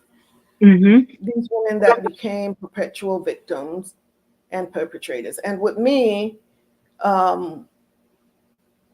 also working with women in the nonprofit, doing, counseling, domestic violence counseling, Right. especially with my patients. And then also working in a prison. I actually worked in 2 different prisons, one as a nurse, and then after I became a PA, I worked in another prison. And the stories that I heard from these men that were locked up, and next week's show is where I will go more into my story. But what led me to actually talking to these men in prison and trying to get more information about what caused them to end up in prison. What happened in their life that caused them to end up on that path. And the stories that I heard, and it was always this cycle, this revolving door, in and out. They come in, they get rehabilitated, and then they were out again. And this vicious cycle, because the cycle just continued. And then when you hear about what happened to them, that caused them to now be where they are. And many of them started off as victims before they were perpetrators. Right? Yes, like you, hurting people hurt people. Exactly. And I've known people to gone through abuse and become the abuser. So it's so important for all of us have been victimized one way or the other, violated some way or the other. But at the end of the day, and to some no fault of ours. Just like for my own story, I can say, I was adopted at 6 months old. Now that was dealt in my cards. That was nothing that I created. But if anyone knows about being adopted, the feelings that can come with that is feel like a broken toy, or who created you didn't want you. making you feel like an outsider, or you're not connecting with anyone. You know what I mean? And so it's like that brokenness, and not even understanding as a child why, even though this was in my childhood, and that's, like I said, that was what I was dealt. How did I deal with it? Did I allow it to scar me for the rest of my life? What did I do? The measures that I took to overcome, what did I allow it to do to me? Because now I have the power as an adult to say, to renew my mind and my thoughts in a way where I will not let it affect me and overcome me, but I can have thoughts that allow me to conquer and to take that pain or that thing that I went through and make it into something that now is a testimony. So it's really, all of us have been dealt some off the wall cards, but how are we going to actually play them out? Really what's important. Exactly. And some people, and I've heard stories of people who were put in the system. They weren't adopted, and they went from foster home to foster home to foster home. And each foster home that they went into was abuse, whether it was physical abuse, emotional abuse, mental abuse. And so going through this, starting as a child now, and going from one place to the next, a broken toy that's discarded over here, then you go over here and you're finally feeling like, oh wow, maybe I found a new home, and maybe this family is going to be different. And then you get there only to find out that this family is worse, or this person is worse than the one that you left. Complex trauma. Complex trauma. And a lot of those people, and I'm going to go into that as well, that's how they ended up seeing me, because now we're talking about severe psychiatric, severe mental illnesses, where they are now institutionalized in psychiatric facilities, or they are now in prisons, right? Because of the intense trauma. And trying to reach someone like that, and trying to encourage them and to make them believe that they're worthy, and to make them believe that, there is a God, and that you can come through this. For them, they can't see that because of their experiences. I love you. Go ahead. Here we go again with the different types and severity of breaks. And that's what we have to understand, is that we can never compare ourselves to someone else, because until you have walked in that person's shoes and experienced exactly what they have experienced, we do not have the right to stand out here and judge. Our position is to try as much as we can to help as much as they will allow us. And that's the mindset that I came from with my patient, no matter where they were at. Even the ones in prison, I had to treat them as I would want to be treated if I was in that position.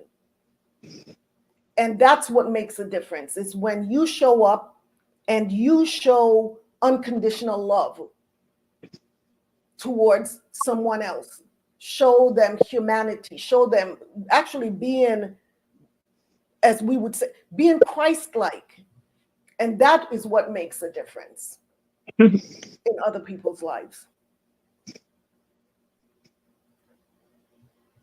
So, and you can't have a victim without a perpetrator, right? And you can't have a perpetrator without a victim. In order for there to be a victim, there has to be a perpetrator. And in order for there to be a perpetrator, there has to be a victim. So many women wonder why, and not just women, because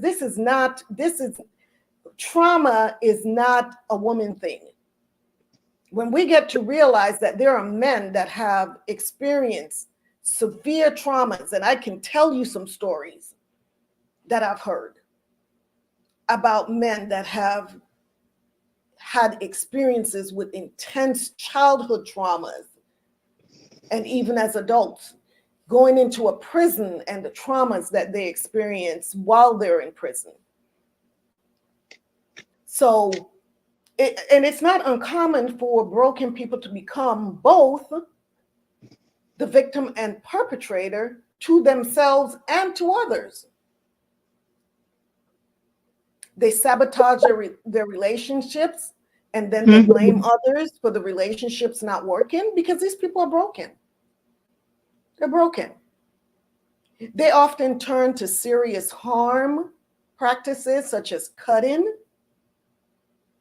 I've had patients with cuts all up and down their arms, all on their legs, that they just slice themselves, cut themselves.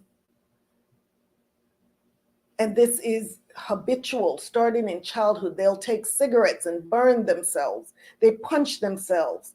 They use drugs and alcohol and other forms. They exhibit other forms of addictions, whether it's pornography or whatever, just intense addictions.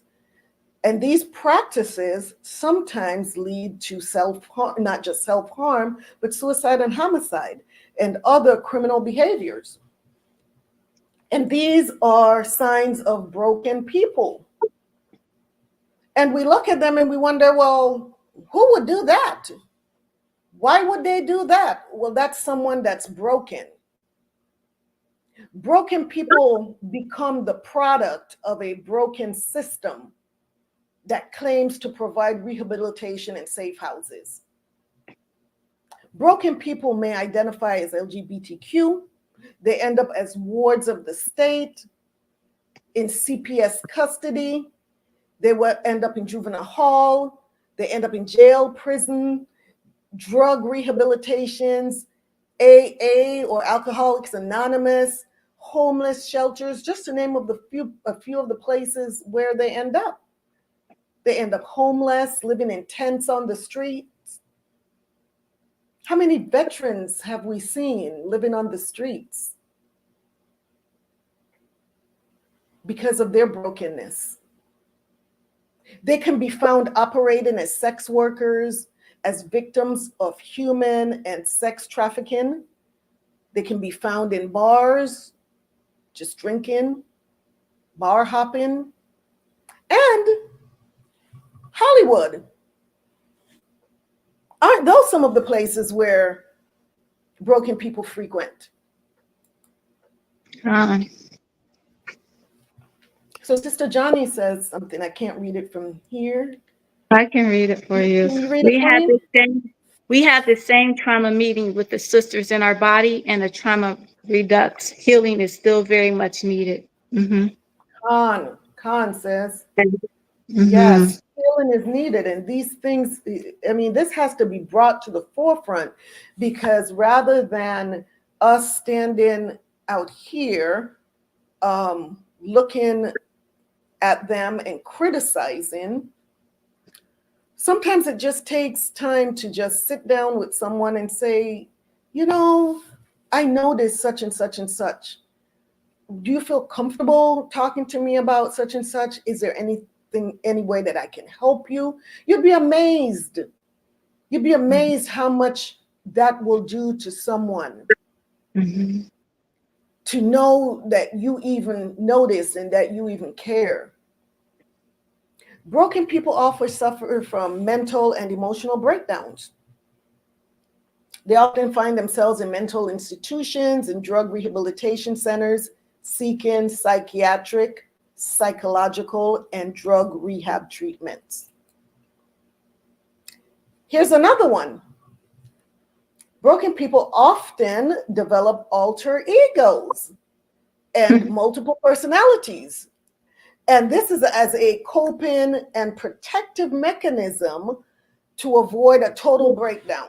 And I know that sounds strange, but this is my opinion because of what I've seen. To avoid total breakdown or exposure of their brokenness. So they don't want to have a full total breakdown, or they don't want anyone to notice their brokenness. So they develop alter egos. So let me explain this. So how many of you have seen Beyonce and heard her talk about her alter ego, Sasha Fierce? So when I look at that, I see someone that's broken.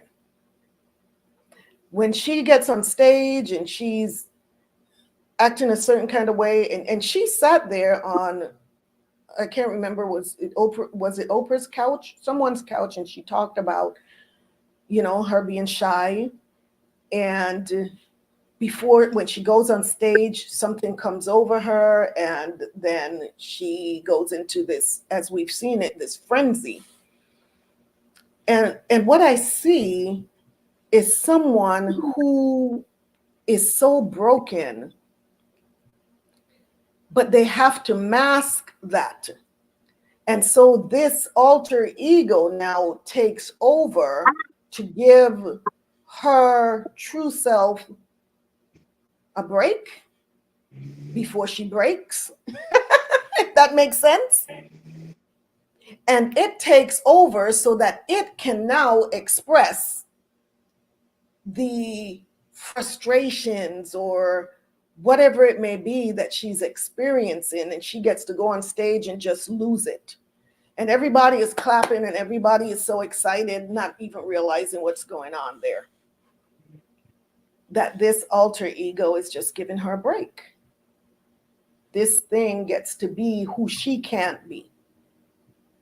And it's the same thing with, I think Nicki Minaj is the other one with her alter ego that she calls Roman. And this one, I think she mentions that it curses and so on and so forth, and it's angry. And once again, this is what I see. I see someone that is so broken, but in order to protect their image, they take a back seat and allow this alter ego to express what they are unable to express in their natural state. And the reason I say that is because myself, I'm going to look at myself. And like I said, next week, I'll delve more into my own journey and where I was at one point and the journey to where I am today. And that's all praise, honor, and glory to the Most High God. But looking at myself when I was in my broken state, and I had to go to work. There's no way that I could take this brokenness on the job. Absolutely not. How do you do that? How do you show up treating others when you yourself is broken? So I throw that white coat on and I became the professional me. I left the broken me at home. I left the broken me at home. There was no place on the work site for a broken me.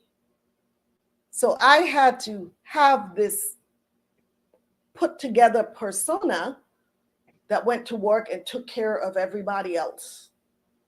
And then I could go home and deal with the broken me. And so how many of us have had those experiences? How many of us have been so broken, but we could not invite that broken person into certain places that we had to go? They were not welcomed. So of course we had to develop another side of us that would be welcomed into those areas where the broken part of us could not enter. How many of us have been there, honestly? And that's why it's so important that we fix that broken person, because that broken person Once you fix it, you don't need an alter ego. You don't need someone else to show up and perform for you. You are just it. You have now been transformed rather than having a split personality. Yes, that transformation. I love what you're saying with that, because it's like how many of have that brokenness or that trauma that now has become our testimony. And now that testimony has helped others in their brokenness. Because that brokenness that we go through is not just for ourselves. We have the equipment, the armor to be conquerors in that. So that way that we can actually be a trailblaze for those who have those and say, oh man, I can overcome in this too. Yes. And I working in the prison, you know, that's a tough place in so many ways, right? When you try talking to these individuals, the first thing that they're going to tell you is, oh, you don't know anything about this. You never lived on the streets. You never had to do this. You never had to do that. So I can't relate to you. You're not relatable.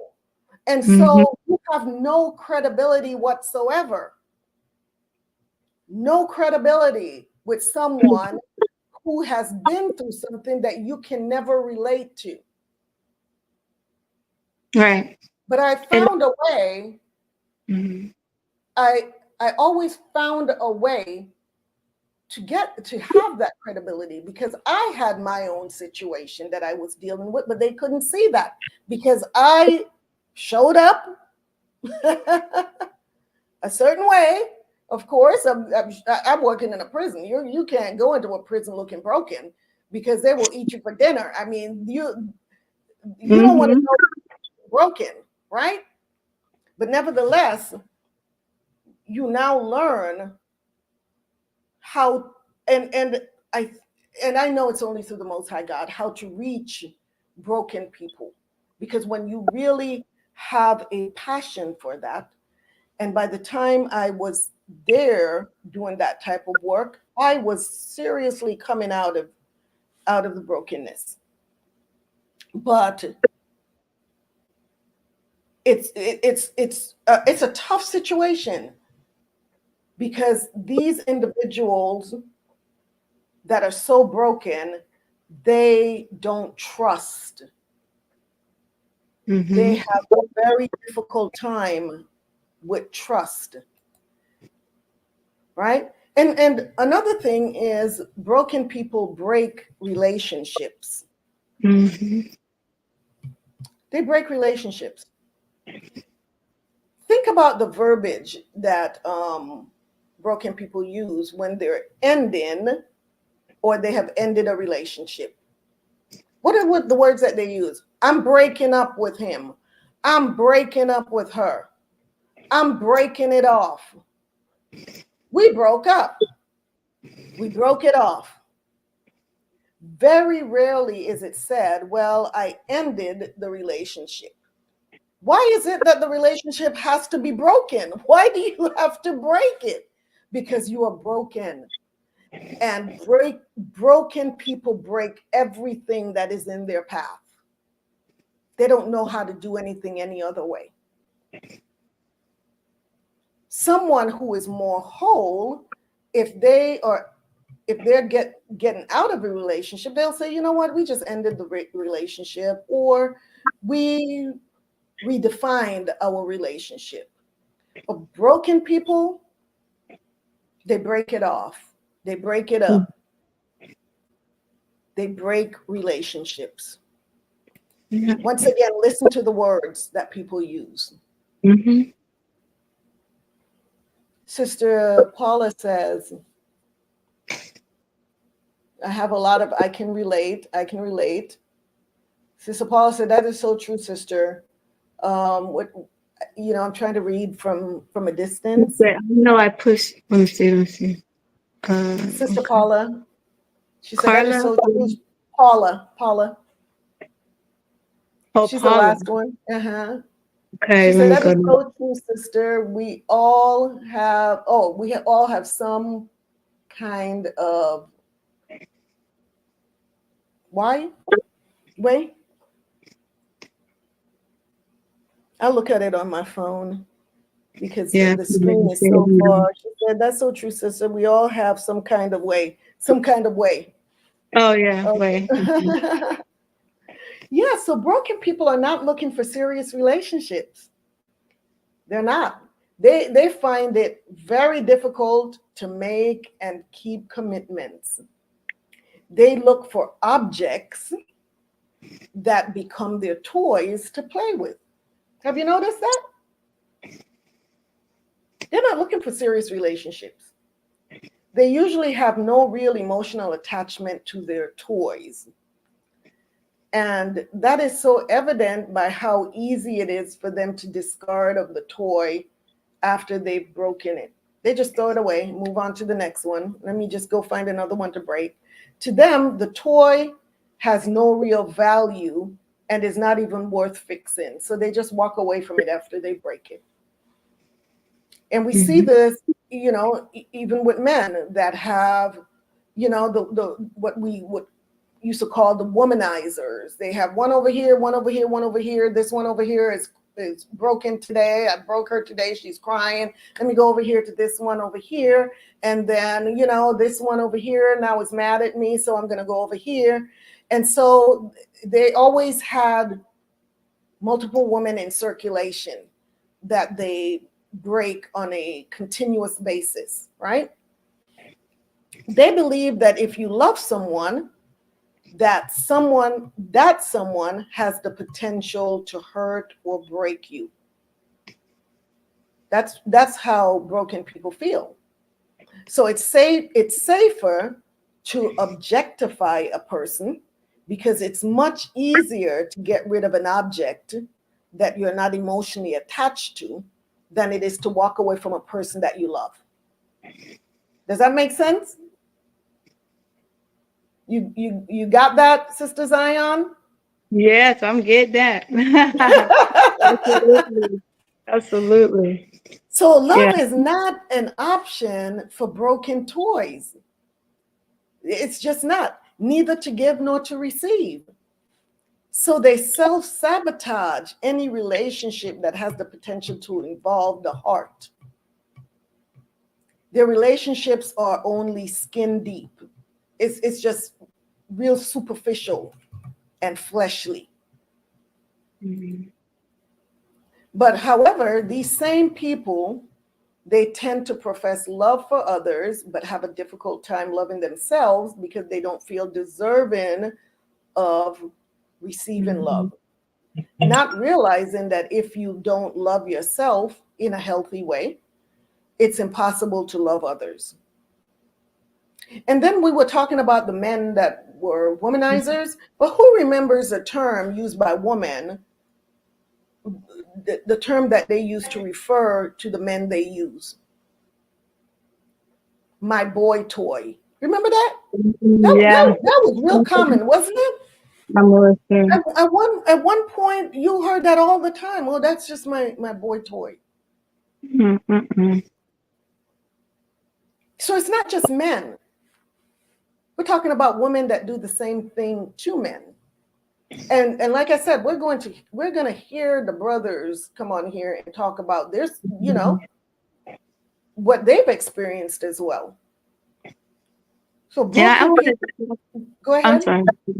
Yeah, because I read that when you also said the brothers, because remember we was having a conversation. It's like if we can't heal the brothers and the sisters and stop pointing the finger at one another, how can we come together and unite?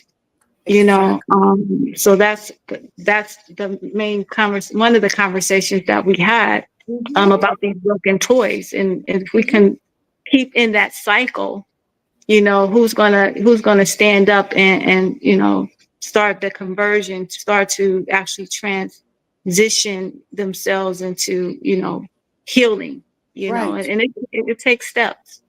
But also I would go ahead, sis. I just said Con. I just said yes. I was agreeing with you. Oh, yeah, and so I did want to add, because what you're stating is to also These ones that have, you said they're not affected, to say the least. They can just hurt you and keep going, hurt you and keep going. And it's like, why? Why is someone like that? Because of how did they deal with their own hurt? This is where it all stems from. How do we deal with the hurt with our hand? Because we all had a hand of hurt. You know what I'm saying? So how did I deal with it? You know, and the ones who have that, they buried it within. A lot of us bury within, and we hide it with alcoholism. We hide it with drugs or toxic relationships. And it's really a big void there that we're trying to put something there to compensate for not really doing something about overcoming that pain. Right. So, and even with the women, you know, we can put up walls, you know, put up bricks. Now nobody can come in, but yet we can't even get out, you know, so we're in this prison. You're a prisoner behind your brick wall. Right. So we're in this prison. And, you know, and remember like some brick house, they might have been thinking of one thing, but the brick house, really, we've become that brick house because why? Because we shielding ourselves, we can't even be loved. You know, we don't know how to take off the pants. We don't know how to, we're afraid to be hurt again, you know. So how do we, it all starts here. How do I deal with it? How do I take this void that I have and stop putting toxic things in it and burying myself in, boarding myself up so that I can deal with this pain. I can deal with starting to heal, you know. And for myself, what worked for me and I feel can work for many is that I start listening to me. I start listening. And we're going to get to go ahead. You see what I'm saying? Because I want us to go ahead and, like you said, exposing all of these, the toxicity. Yes. Because relationships aren't toxic, people are. And when you bring two toxic people together, what are you going to get? Toxicity. Toxicity. Exactly. If you even bring one toxic person, and here's this other, more than likely, that toxicity is going to infect the other person. That's not. The relationship is whatever you make it. And, you know, whole people create whole relationships and great relationships. Toxic people create the toxic relationships. The relationship is saying, don't blame me. I don't have nothing to do with it. They created me.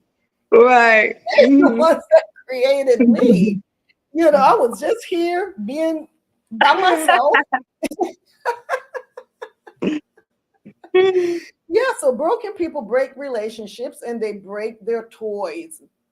You know, broken people can be also somewhat delusional. Have you noticed that? Yeah. Because broken women believe, listen, check this out, how ridiculous this is.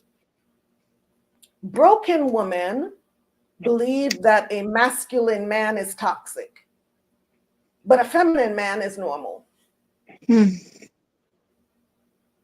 a broken woman will even entertain that thought, right? Exactly. And it sounds like an abusive woman. It could, you know.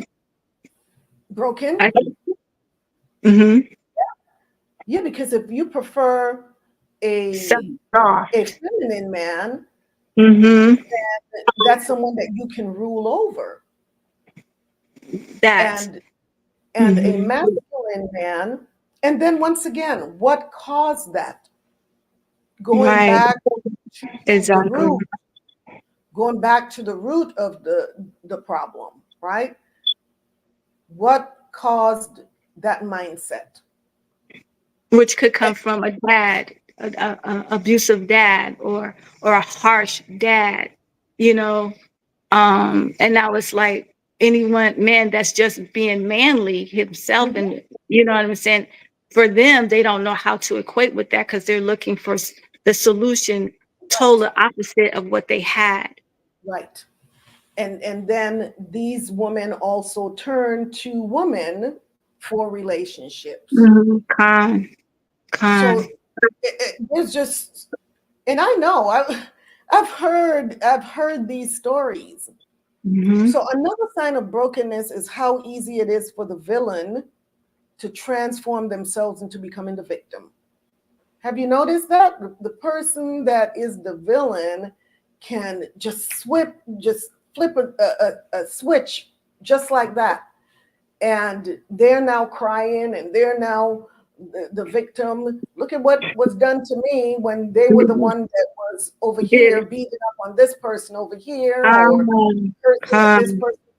It's easy for them to just flip from being the villain and transform themselves into becoming the victim. No accountability. None whatsoever. And while we're talking about broken people, there's more. Broken adults break their children and other children. It's hurtful. Then the broken children in turn break other children with bullying, fighting, name calling, and other mean behaviors. Usually when you see children that exhibit these behaviors, because children learn from the adults that are around them. So if you see a child that is bullying, fighting, name calling, and other mean behaviors, you don't have too far to go to find out where did that come from. You trace that back to what's going on in the home. What are the parents doing? Right? Because broken children break other children. And then the broken children grow up to be broken adults, and the cycle continues.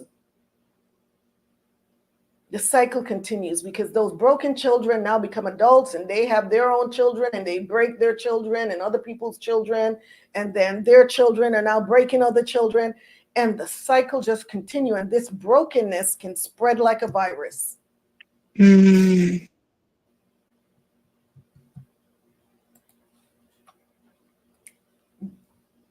I have a question.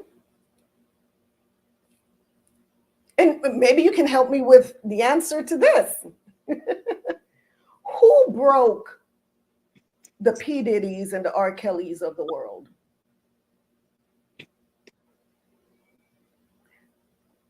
There's silence. And I mean, that is the deepest, darkest secret that hasn't been told, right? Are you hearing me? Me. Yes, you. Oh, okay. I was thinking you were talking to the audience. No, I'm talking to you, Satan. She said Satan. Diane wrote it on the money. Okay, absolutely. Satan. Yeah. But Well, being yes, in at the agreement, end of the day, it is Satan. yeah. But when the perpetrators named R. Kelly, they didn't name Satan. When the perpetrators named P. Diddy, they didn't name Satan. They gave Satan a name. And Satan names at that point were R. Kelly and P. Diddy. So my question is, and Hollywood is a broad statement, right? That's too broad. Because then the perpetrators of P. Diddy and R. Kelly can also say Hollywood broke them, but they didn't. They pointed the finger to a specific individual. So broken people break people. Who broke them? Well, being in entertainment, just to answer that, being in entertainment myself, And even, you know, meeting and knowing him myself. I don't want you to get deep. I really don't want you to get deep. Not deep at all. Not deep at all. But just to say that in the entertainment business, of course, is designed to destroy, right? Exactly. So you have people that go into this already broken, broken from home or whatever. And really all they want to do is utilize the gift that God gave them into a place which is not giving God the glory, basically. So they go into this place with a gift, and all they want to do is, you know, express themselves, sing, dance, whatever. You know, that's that beautiful gift God gave. And what I've seen in that is that when they do that, they'll allow them to come in so innocent and, you know, just like you saw Tupac, just innocent, smart, you know what I mean? And then after a while, you start seeing them just convert to conform to the spirit. Like, you're like, what happened? Because what happens is now it's like they have this gift that they have, and now they're saying, okay, in order for you to continue and expressing yourself and operating your gift and keep the monies that you have, this and that, that's when the selling of the soul comes. Because now you have to make a choice. Now I have to make a choice of doing those things that I don't want to do, or do I just do them anyway because I really desire to continue to express my gifts. And I get that. I get that. I'm just throwing based on the context that we're dealing with tonight is broken people. Right, the brokenness, right. Yes, brokenness. Because, you know, there's always a scenario surrounding how people get broken. Right? There's always the scenarios. That's the scenario. The scenario was the Hollywood scenario. But at what point do these men feel comfortable now in now speaking their truth, right? And coming clean and saying, this is what happened to me. It's not an excuse, but this is what broke me. Whether it started in childhood, or whether it started when they got to Hollywood, wherever it may be, because that is what's going to start freeing these people, right?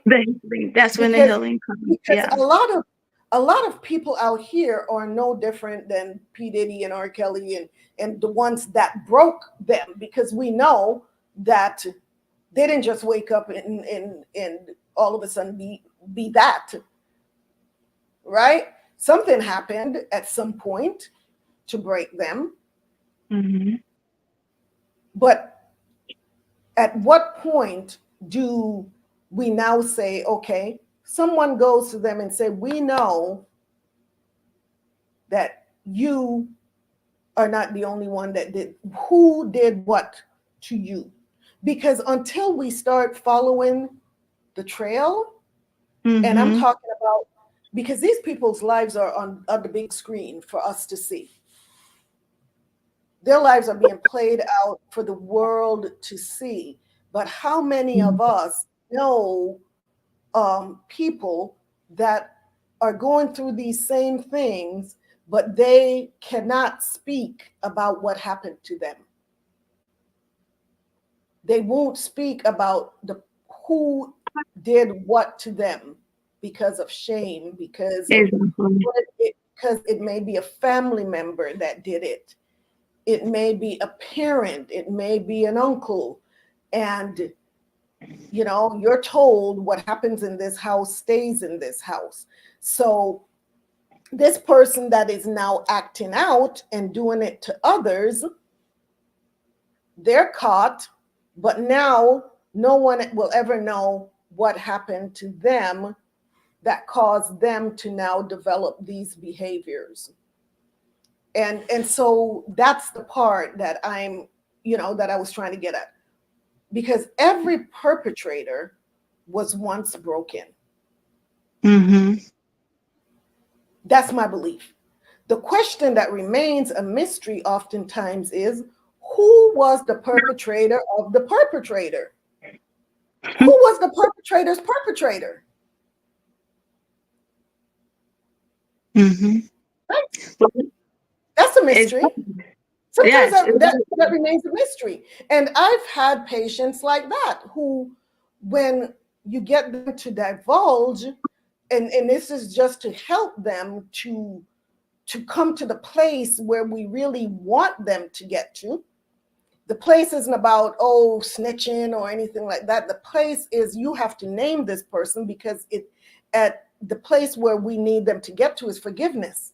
And you cannot forgive someone that you don't even acknowledge did what they did. So that's why I say, who was the perpetrator's perpetrator? Right. Well, a lot of times that question remains unanswered. Mm-hmm. Because you don't know where it started. It could have started. Mm-hmm. But it's interesting because they come in young, right? You know, and we know a lot of us had a lot of trauma as children. And that's why it's so important to go back into our, the childhood, because like I said, it could be molestation, it can be abusiveness in the home, or whatever the case may be. And then imagine those young ones going into entertainment, which is toxic all the way, so they already have voids. And now you're giving them like a piece of candy, and it's like, yay, they're happy because they feel like they've filled that void of maybe what happened to them as a child. And now they're there and they're feeding them that appears to be candy, but really what's inside the candy is like Sister Diane said, a snake, Satan, right? Satan. Right. And I just use them as an analogy because this is, that's just a small, that whole thing right there, because so much going on out here, but just because they are being played out in the big screen, so everybody can see that. But how many of out here who doesn't have a big screen on them are going through this? Back in 2010, I was attending a church in California, and one of the women in the church, she started a nonprofit organization, and it's called Without Permission.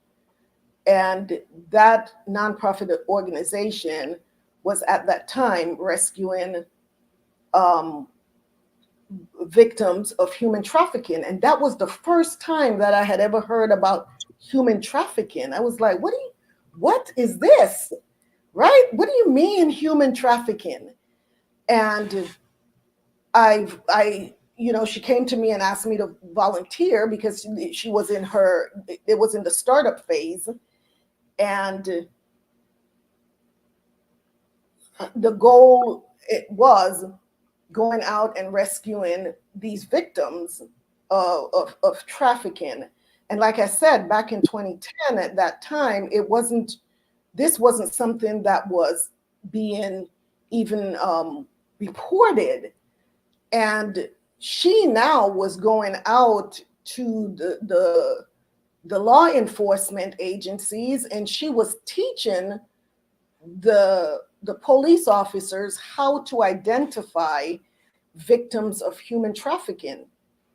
And because it wasn't, even then, they didn't know, a lot of these women were being arrested, and women and young girls were being arrested for prostitution.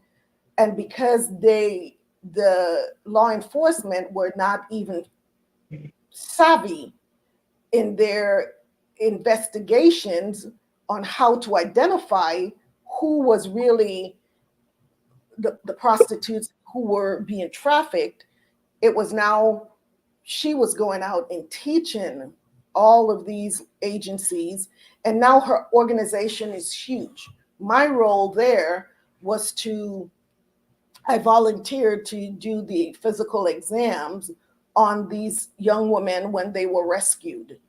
and then they were sent out into safe houses. But back then, this was going on, and no one, I mean, right under everybody's noses, this was going on, and no one knew that. Now, of course, now we know about it. There are movies about it. Everybody's talking about it. But like I said, back then, it wasn't well known. And so we're talking about this thing has spread so much now that there are these things going on around us, and they're so savvy now in how they do it that there people close to us, people that we walk by in the street, may be going through this, and we don't even know that. We don't even know this. So it's huge. It's huge. It's not just it's not just Hollywood. It's our world. I mean, a broken government creates a broken system which breaks their citizens. Our even our government is broken. Then we have broken lawmakers that break their own laws, and the citizens follow suit. And I mean, we just live in this broken world, right? And there's only one that we know can fix it, right? But sidebar, we already know who the solution is, and Sister Diane says it right there. The Most High knows. Sister Diane, we already know the solution to the problem, but so many people don't know the solution to this problem. And it's just widespread. So yes. What do you have to say about that? I know that was a mouthful, right? Well, I'm just happy that you, like I said, and even in my bio, that's where my passion came when you mentioned Hollywood, because that's where I've been for a majority of my life. And that was the passion that God gave me during that time to want to help, because I did see the brokenness. You know, I did see when you get out there and you do what you love to do, and the power that you feel that you possess, but yet so broken inside. And you begin to do those things that you probably thought you would never do because of what? Because you're getting bullied. And we're all, if you look at it, we all can say that we were bullied, whether we were bullied by our thoughts, were we bullied by someone else, you know what I'm saying? So we have to learn how to be that conqueror and overcome, and learn how to fill those voids within ourselves with the love of the Most High. Like you said, that love that you had for those prisoners, the love that you had in the mental state, that's the only thing that really heals the broken heart. Con. So picking up the pieces. I want to tell this quick story real quick, and I told you about this the other day, about a friend of mine, and may she rest in peace. She's since passed, but beautiful woman. But she went through these bouts of depression, and she would isolate, and I never understood what was going on, because she wouldn't talk about anything. It was just like you said, that brick wall was around her. And one day she finally decided to open up to me. And she told me that her uncle had violated her as a child. And she was now in her 50s, and she still could not bring herself to talk about this. She had internalized this. Even her family members didn't know. And she finally decided to open up, and she talked to me about it. And the person that had violated her uncle, he was now elderly. He was practically on his deathbed. And she sat down and she wrote him a letter. And she wrote the letter, and she outlined everything that he did to her as a child. And she took that letter to him, and she told him that she was tired of carrying this weight. It was no longer hers to carry. And she handed him the letter and said, it is now your burden to carry, no longer mine. And she handed it to him, and she told him, I've already forgiven you. I forgive you, but this is no longer my burden to carry. And she walked out, and she mentioned how free she felt at that point, because she had to get to that place of forgiveness. And then she said, now I gave him the burden to carry, whether he wanted to carry it to his grave, whatever he wanted to do with it at that stage, that was his weight to carry and no longer hers. And she talked about how freeing that made her. And look, we have Kira is here. Oh my gosh, Kira is here. Let me pull her in really quick, okay? Our therapist, Kira.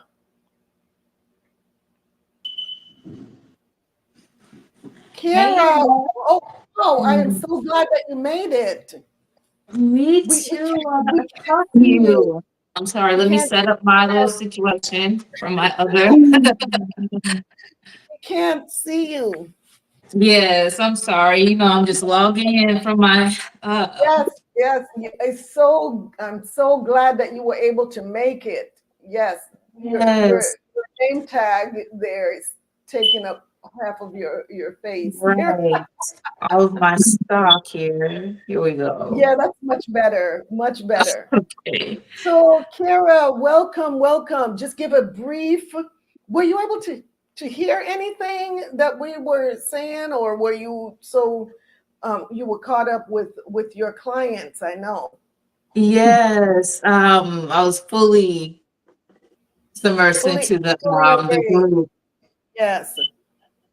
So go ahead and tell them a bit about yourself, Kira. Hi, my name is Kiera Banks. I'm a licensed marriage and family therapist. My expertise is in trauma, stress, and crisis. And I've been doing this for almost a decade. I'm sorry, my camera was not focused, but yes, I've been doing this for almost a decade. And right now I'm doing addictions and recovery groups. All right. Thank you, Kira, for making this time for us. And I know you were so busy, like you said, with your clients. So I really appreciate you taking this time. It's a pleasure. We went over so many aspects of trauma, and now we are at the place where we're talking about picking up the pieces. And you came in right at the point where I was about to talk about counseling. Mental and emotional, and especially spiritual counseling is necessary, and getting to the root of the issue is necessary. Anger, fear, sadness is natural as you navigate your way through the healing process. But it's time to step out of denial, pride, egos, and take an honest inventory of your mental, emotional, and spiritual state. So talk to us from the angle of the therapist, especially on trauma and stress and so on. How do you deal with patients with traumas? And I know there are so many different levels of traumas. We went over those. What does that look like when one comes to you and express their history of trauma?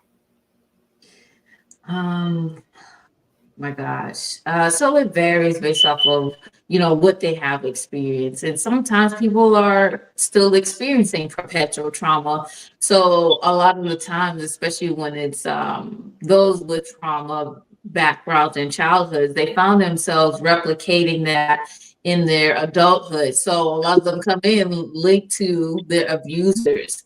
So it's holding space for, a lot of it looks like holding space for the client in early stages of therapy. A lot of them can't see their way out, or they don't see the problem or the environment as a problem. A lot of times, you know, they're, like I said, they come linked to those environments that perpetuates the stress and the trauma for them.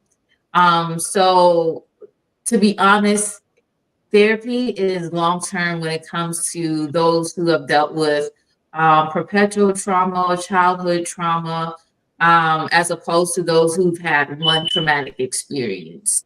Those who've had one traumatic experience are sometimes more resilient and are able to bounce back a lot quicker. But with that being said, there are a lot of things that can make the the healing more challenging and or longer. So let's say the person doesn't have the person has a low sense of resilience, resources. Their environment plays a big role into their recovery, their relationships that they're in, and then also their support. I'm sorry about my camera, but the level of support that they have, right, you know, in the moment also impacts, you know, how treatment will work for them, or if they're able to recover as swiftly as possible. But one shouldn't come into recovery expecting to, you know, have a swift process. But, you know, if we expect the healing to begin, or if we expect the healing to be effective, we have to address those concerns as well. So it's a whole approach to healing, mind, body, spirit, and then biopsychosocial, as you probably expressed earlier. How often do you see the Stockholm syndrome? How often do you see that? Is it common with trauma, with your trauma victims, trauma patients? Yes, because like I stated before, the homeostasis look different from those who come from a life of perpetual stress, or a life of perpetual trauma, or even childhood trauma. So for those who are watching that don't know what homeostasis is basically your norm, your cultural norms, or your baseline. So the baseline looks different from those who have childhood trauma and those who have experienced perpetual trauma. So they have that baseline. So the experiencing trauma or experiencing abuse is now the part of their culture. So even if the person you'll find that even if the person gets away from the trauma-laden family, or the person gets away from the abusive relationships, they'll find themselves in the same types of relationships following. Even though they found a different person, they found the same characteristics that they're used to, the same cultural norms that they're used to. So you'll hear a lot of people saying, well, I found the same demon in a different person. It's like, ooh, you're part of the reason that you're finding these people. But I won't go into the nervous system, but your nervous system is regulated towards the homeostasis of your nervous system is regulated towards trauma. And those types of environments and or relationships. So Stockholm syndrome, yes, they find themselves, that was a longer way of saying they find themselves in those types of relationships. Yes, and with the Stockholm, they develop that relationship, that love for their abuser.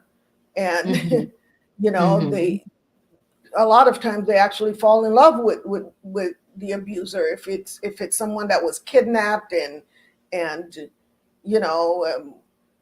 violated, and if they're there long enough, if they're held captive long enough, they end up falling in love with the person that their captor and their abuser. Yeah, and sometimes it's not even if they're there long enough. Like I said, when the nervous system is regulated towards a Mm, certain type of environment, then that feels like home. That feels okay. normal. So your distress tolerance level is a lot. Is regulated towards that type of environment, that type of relationship. So you'll see a lot of people turn down the healthier relationships, or in this culture now they say, oh, he's too boring, or I need a bad boy, or I need a street or a hood dude. Well, that's because the street and the hood dude, or the bad guy, quote unquote the bad guy, tends to their nervous system. They bring the increased dopamine rush, Mhm. or the survival kicks in the survival, nervous system that they're used to. Wow, that's another angle to look at it. Wow. Yeah, I never saw it from that angle, but yeah, you know, I often think about those. I look at it from the, like someone said earlier about the demons. You know, yeah, they just attract the spirit of the victim. That victim spirit is attracted to that perpetrator spirit, and the perpetrator is always out there looking for a victim, yeah. and they're able to identify a victim when they see one. And Mhm. if you're a victim, then you're going to attract that perpetrator, because that's what keeps the cycle going.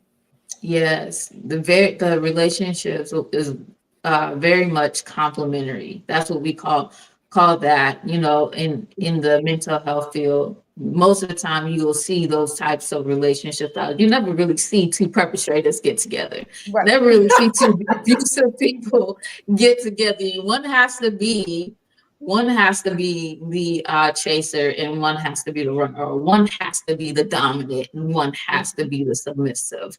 Mhm. um that's how those work. Yeah, but like you said, spiritually it is a fight too, because the perpetrators do know how to suss out their victims for Mhm. X, Y, and Z reasons, whether Mhm. the victim is showing those traits of being a victim, Mhm. um or not, which is both spiritually and physically. Yes. And even working in the prisons, I saw that, because Mhm. these inmates, they had nothing to do all day but to sit around and read people. They were at a place where so many of them could just read people. And some of the women that came in there to work came in with that victim mentality. And those inmates, those guys with those trained eyes or those trained spirits could sense it. And Yeah. Mhm. the next thing you know, we're hearing, oh, someone is being fired because they're in a relationship with one of the inmates. It's like, really? Are Right. you kidding me right now? But more often than you can even imagine, these things were going on. Yes. Yes. But like you said, it's a spiritual attack too. Mm-hmm. Mhm.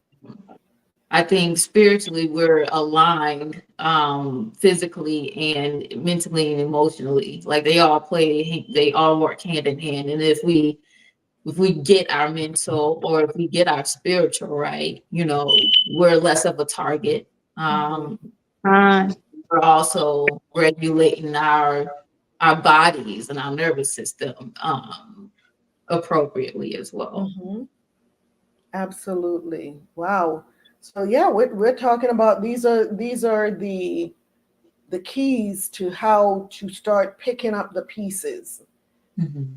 the pieces. And like you said, seeking therapy, and especially seeking therapy with someone that is like-minded, because there are some therapists out there that that have other views on certain things. And so making sure that when you seek out a therapist, that you feel comfortable, because this is someone that you have to feel comfortable with in order to expose your vulnerabilities. And if you're not able to do that, then you're wasting your time and the therapist's time. So interview the therapist as the therapist is interviewing you, to make sure that that's a good match. But definitely seeking therapy is one of the main ways to get to the root of the problem of the brokenness. Definitely. It's a lot of work. But you're worth it. You're worth it. And knowing that forgiveness of yourself and all of those that contributed to your brokenness is the answer. You have to get to the place of forgiveness, because until you get there, you're going to constantly ruminate on all of the things that was done to you, and you're going to stay in that victim mindset. I have an article here, and it's short, and this one is about, I'm not going to put it up on the screen, I'm just going to read it from here. Why is forgiveness so important to emotional recovery from trauma, and how do you get there? And this is from Dr. Levy, Levy. Dr. Levy. And it says here, forgiveness is an essential component of being able to attain mental, relational, physical, and spiritual well-being. It means forgiving yourself and forgiving those who have caused your trauma, thereby creating space for more positive thoughts. Forgiveness can be both a psychological and a spiritual journey. People who are not able to forgive remains hostile. They continue to ruminate about their pain and are unable to accept and eventually let go of it. Research shows that after forgiveness, negative feelings decline and positive emotions take their place. Resolving anger, hurt, shame, and fear generates positive emotions like empathy, understanding, and compassion. In our work with children and attachment disorders and their families, forgiveness occurs when the individuals are no longer controlled by their negative emotions. And then he says there's a 4-stage process. This occurs through a 4-stage process. Number 1, experience and express anger directly. These feelings needs to be dealt with openly and honestly. Suppressing them and remaining angry, consciously or unconsciously, prevents both grieving and forgiveness. Number 2, genuinely acknowledge and take the time to grieve the loss that is part of your trauma experience. That's so important. Number 3, come to terms with or accept the loss without distorted perceptions or unrealistic fantasies. Integrate the losses that were experienced in your life. Number 4, make the conscious decision to forgive and move toward the future with new personal resources, skills, meanings, and positive relationships. By becoming aware of your negative feelings, expressing them openly and honestly, and making the conscious decision to forgive, you will be able to move forward, understand the offending person better, and feel empathy and compassion for them. This, however, does not mean that an individual who is not ready to forgive should be pushed or pressured into forgiveness. Forgiveness can only happen if the trauma experience has been fully processed, understood, and accepted. Each individual needs to be given the time to go through every stage. Forgiveness also does not mean condoning or forgetting about behavior that was so harmful. The benefit of forgiveness to our well-being are numerous. Individuals who forgive experience increased hopefulness, improved spiritual connection, and increased self-confidence, with corresponding enhancements to physical and mental health. According to the research, forgiveness is linked to stronger adult romantic relationships and increases in marital satisfaction, emotional closeness, and commitment to the relationship. A study of divorced mothers showed that women who forgave their ex-husbands were less anxious and depressed and became better parents than those who could not forgive. Other research shows people who scored high on forgiveness scales had significantly lower levels of blood pressure, anxiety, and depression. So make forgiveness part of your healing. You will be healthier and feel better. That is so true, so on point. So on point. What do you think about that, Kiara? I like how they interwove the psychological factors in there. Sometimes I tell my clients, and I talk about how anxiety is being worried about the future, and depression is being worried about the past. And being present is the gift. You know, you're present in the moment, and that's kind of like what forgiveness gives us, the ability to not worry about the past or what's the word I'm looking for? I'm sorry, I lost the terminology, but to worry or ruminate on the past, which we know that's what drives a lot of the anxiety, and even sometimes PTSD like symptoms, ruminating on the past or concentrating on the past for those who are unfamiliar with that term. But yeah, I really enjoyed that article. It brings a lot of spiritual components into it as well. I know we've talked about that in the past. I know I can, just to be a little bit transparent, I can talk about how it was so hard for me to forgive. I was like, oh no, God wants me to forgive myself. He's not telling me to forgive everybody else because they were wrong and they shouldn't have done what they've done. And I do come from a darker past and have some darker experiences. So it was really hard for me to forgive those people. And to be honest, I'm still working on pure forgiveness and what that means in terms of love and the love of God, and agapeo, if I'm pronouncing that right, the love of God through me, which is what is helping me process forgiveness. But it has helped me release a lot of those things in the past that burdened my mind. When I was not forgiving, I would wake up, out of my sleep, worried about these things, or I'd worry about the future. Am I going to experience this again? Or sometimes I would become hypervigilant, which is also a PTSD-like symptoms. So a lot of what you spoke about in that article does resonate with me personally, but it does resonate with me as a therapist in helping others as well. They've moved on to healthier relationships, even upheld healthier boundaries because we work through acceptance or radical acceptance, which is a component of dialectical behavioral therapy. Is very important. One of the things you said was working on the reality of things, accepting things in the reality of things. And we work on accepting the reality as accepting things as though they are and not what we hope them to be. And that helps give us a more subjective view of what we're dealing with or what we've dealt with. And then we're able to make better decisions after that. But a lot of us reject reality.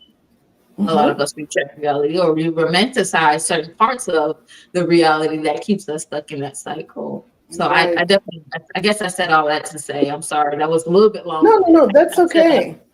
Said that to say that was a great article. And had a lot of self-improvement. It resonated with me a lot as well. So much of the information in there was what I had to work through. And I was explaining earlier that next week is when I will go more into in depth about my story, and how I was able to make it from there, being a victim to now a victor, right? And the journey it wasn't anything that happened overnight. And the forgiveness piece is what was key.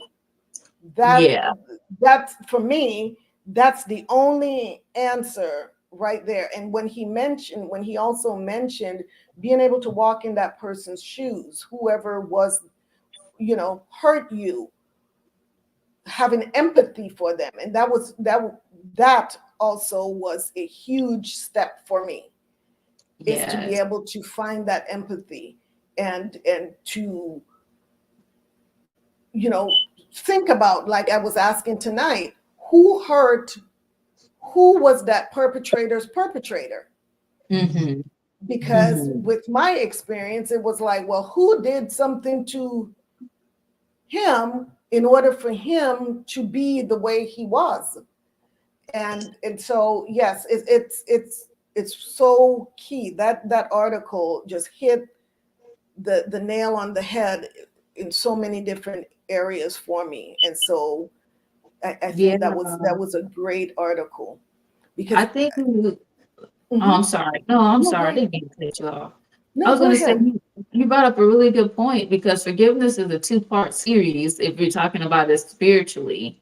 Like, not only are we forgiving, but we're also blessing our perpetrators at the end, because like you said, who are the perpetrators? We have an empathy for them. We're humanizing them, and maybe their experience. We can't speak on what that was, but like we know, 9 times out of 10, they had a perpetrator. Exactly. So we're not only releasing, but we're blessing them along the way. Right. And if we're honest with ourselves, while we were in our unforgiveness, we now became perpetrators of other people, because whenever you are broken and you are operating in unforgiveness, you are hurting other people with your behaviors as well.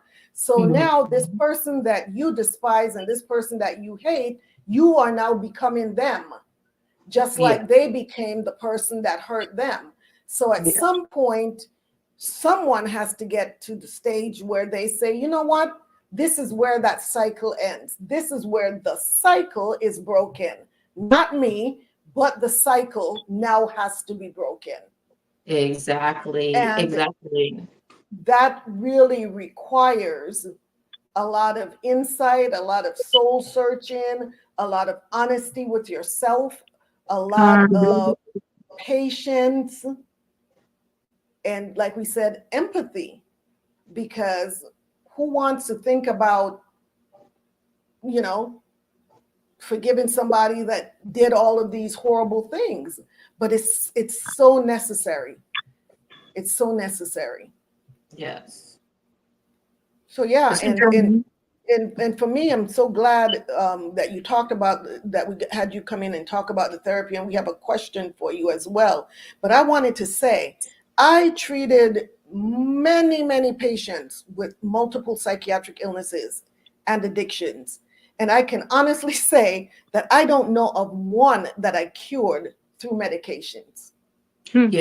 Yes, none. And you know what I'll do? I can't even do medications. So mine, the healing, it took time. And I can't say that there was one throughout the many years. And that's why, that's a whole other story about having to walk away from that apparatus. But I can't say that I cured any of my patients through medications. And so the people that got well did a lot of work, and most importantly, incorporated prayer and forgiveness. Because I would talk to my patients about these things. And those that allowed me to, I prayed with them and talked to them about forgiveness.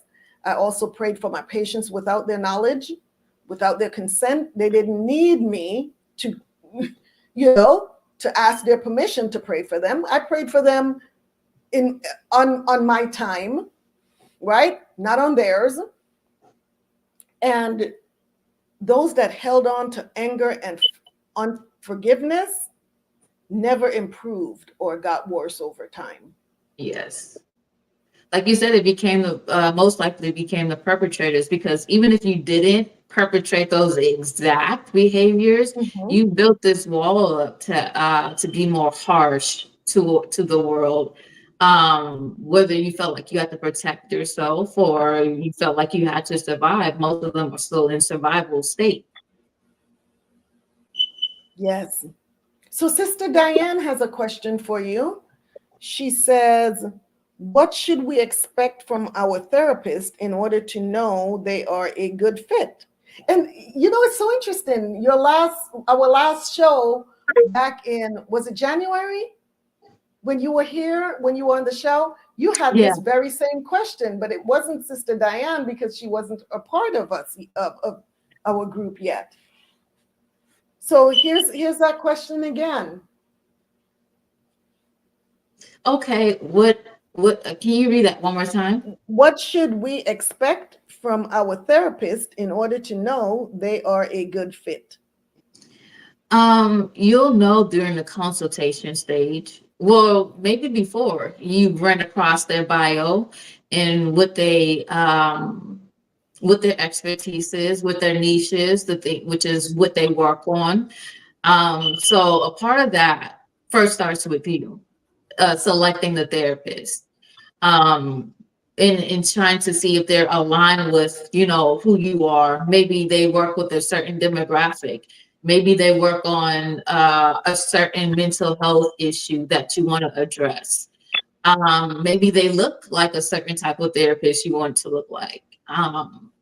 Or they have they work within the spiritual realm you would like them to work with. After you've chosen one you deem appropriate, then you have the consultation with the therapist before you even begin therapy. And that's really important. That's where you can ask, the questions that you feel are pertinent to you in your healing.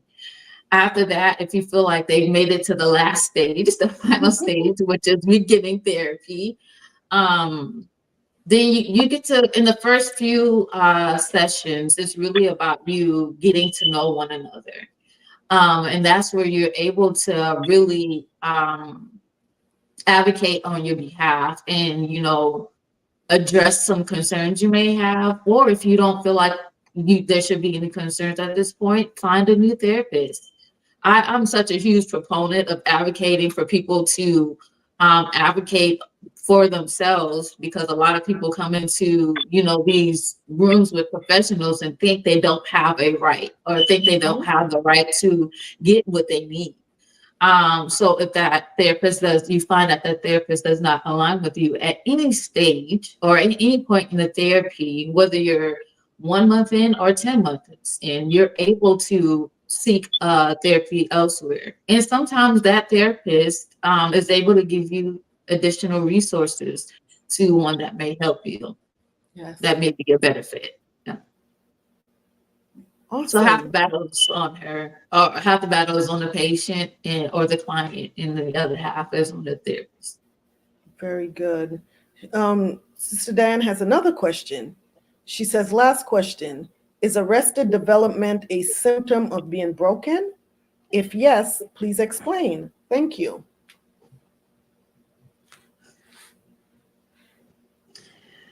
I'll say broken like this. Yes, I believe so. I believe it's a defense mechanism. We have fight, flight, freeze. And arrested development can be one of those psychologically. What was the second part of the question? Said, is arrested development a symptom of being broken? If yes, please explain. Yeah, like I said, it's the survival technique. Sometimes when we develop these traits or these characteristics that aren't innate to us, they're based off of what we've had, how we've had to adapt to our climate or our environment. So we're animals at at the end of the day, we're animals. And like you see animals on National Geographic, a lot of them have adapted, or they gain new capabilities, or let go of certain body parts that have shrunken because they've had to adapt to their environment. So if we look at certain symptomologies such as arrested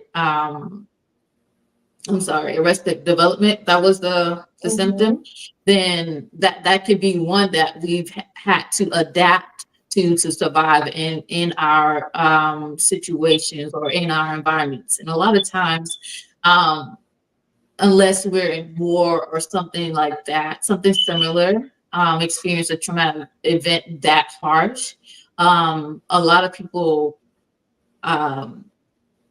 have gain these abilities or these skills. I'll call it a skill because you had to use it to survive. Gain these skills because they lived under perpetual pressures that has created this characteristic. Wow, that's good. And then Sister Matakwa says, who hurt the perpetrator? That is the question I would always ask myself. The rabbit hole is deep. It is a deep hole because it eventually leads all the way back to Satan, of course. But along the way, there are multiple perpetrators along the way, right? Yes. Going back. Wow, this was so good. This was so good. So, Sister Zion, I mean, this was so amazing. Sister Zion, Kara, do you all have any closing remarks? Do we have any other questions really quick from the audience?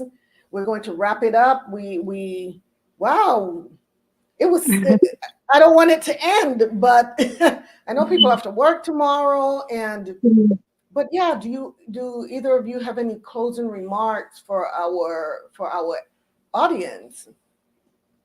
Well, I just wanted to mention when you guys were talking about forgiveness, what came to my mind was letting go, letting go, letting go, letting go of bitterness, letting go of grudges, letting go of the pain. I know that sounds easier said than done.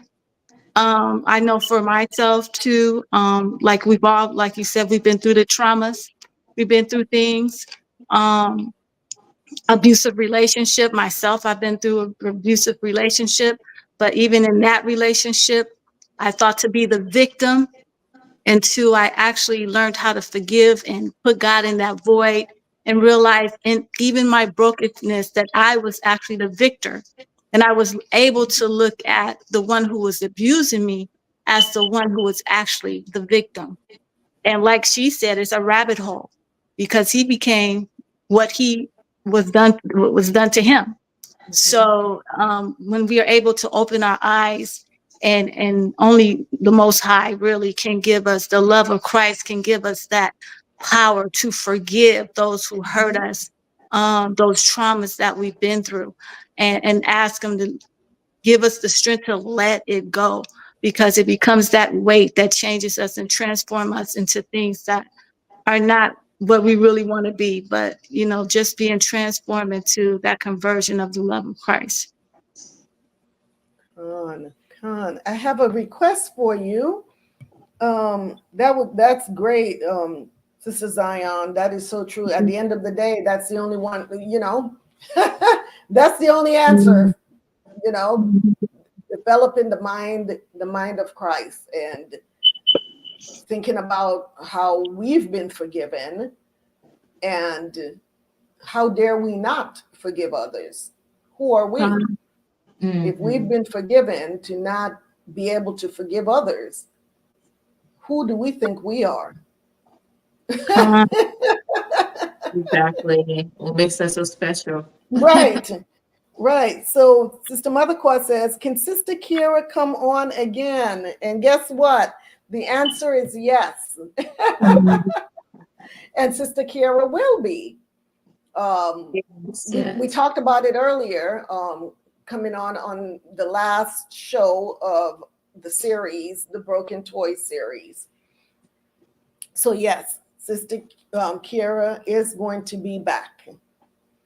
So I just wanted to make this clear. If anyone is watching this broadcast and are a victim of any form of violence or abuse, or are experiencing suicidal or homicidal ideation, please call 911 if you feel like your life is endangered.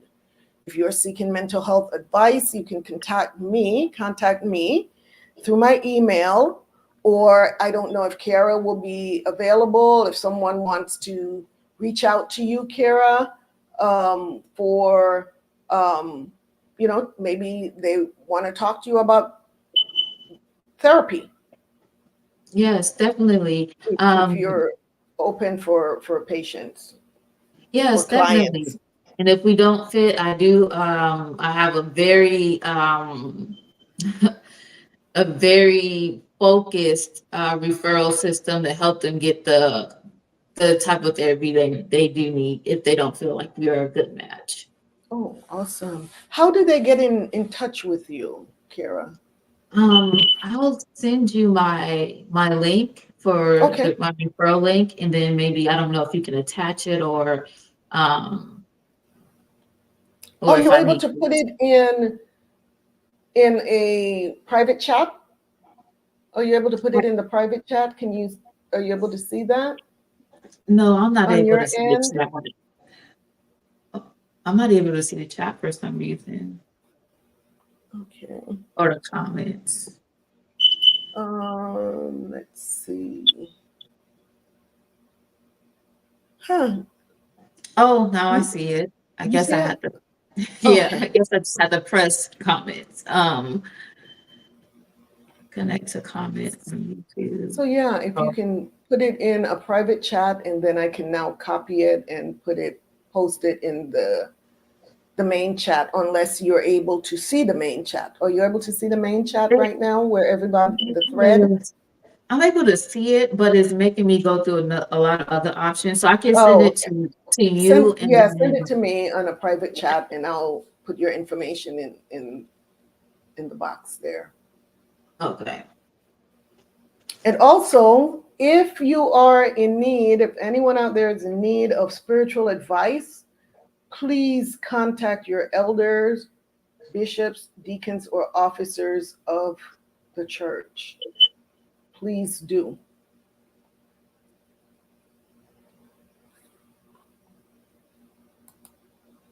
But I think this was such a great, impactful show tonight. What do you sisters think in the comment box? Give me thumbs up if you enjoyed tonight. Did you learn a lot tonight? Let me know how you feel about tonight's show. Was it what you expected? Sister Diane gave 3 clapping hands. Awesome. The water, sis. The water. Please put some comments in there. We really appreciate Sister Zion and Kira for coming in tonight. It was just wonderful to have you all. Just the water. Thank you all so much. Were you able to put that through yet, Kira? No? I'll send it to you. I'll text it to you. And then you may have to. But you're not able to see the private chat on the StreamYard on here. I'm able to see it, but it's making me do a bunch of other steps. Oh, so I don't want to okay. hold up your audience. Okay. Well, I'll tell you what. I'll make it easier. If anyone wants to get in touch with Kiara, send me an email, and my email, shebrewroyaltybiz@gmail.com. shebrewroyaltybiz@gmail.com. Here's my email right here. I put it on the scrolling ticker there. ShebrewRoyaltyBiz@gmail.com if you want to get in touch with Kiara, and I will forward your information to her. And Sister Diane says, thank you, panel, for your expertise and advice. All praises to the Most High. All praises to the Most High, says Ayandabar. You're so welcome. You're so, so welcome. All right, so we are going to, I'm just going to close out with call to action. I put out last week about the CPR, BLS, wilderness first aid classes that I am going to be conducting. However, I am asking for your help because the goal is to get everyone in, all of the adults in our church body, to be CPR certified. And the goal has been set for by the end of December. And if we can get some help with donations for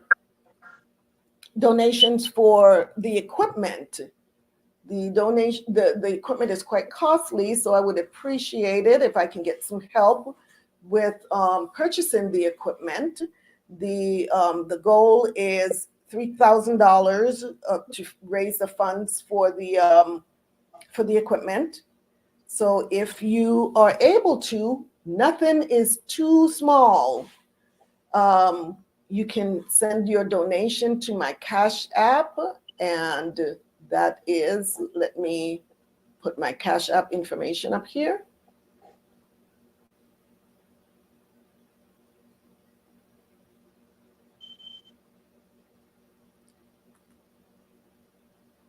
I put it on the scrolling ticker, and then I'll put it up there. Kuala Yakaka, $sign Kuala Yakaka, and in the comment section, put donations for QTC, Qualified Training and Certification is the name of the business. Qualified, my name, Training and Certification. So whatever you're able to donate, it would really be appreciated so that we can get everyone CPR certified. Excuse me. And that being said, thank you all so much in advance for all of your support. I am just so grateful to every one of you for coming out and supporting me every Sunday. So next week we are continuing the series, you all. So if you thought tonight was good, next week we're continuing this conversation.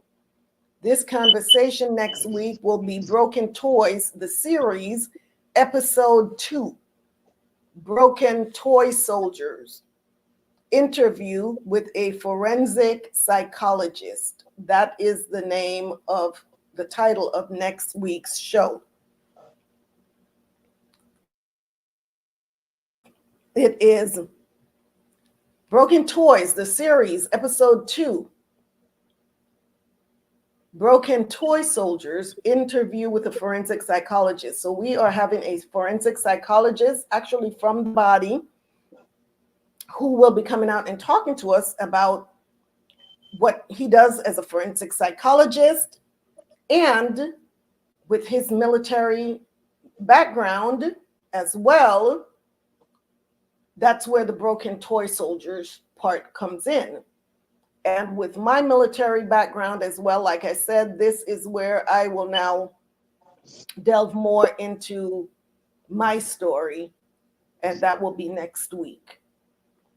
So I just can't wait to see you all next week. Let's see. Sister Mother Kwa says, Sister Jean says, great show. I am so glad you addressed this topic.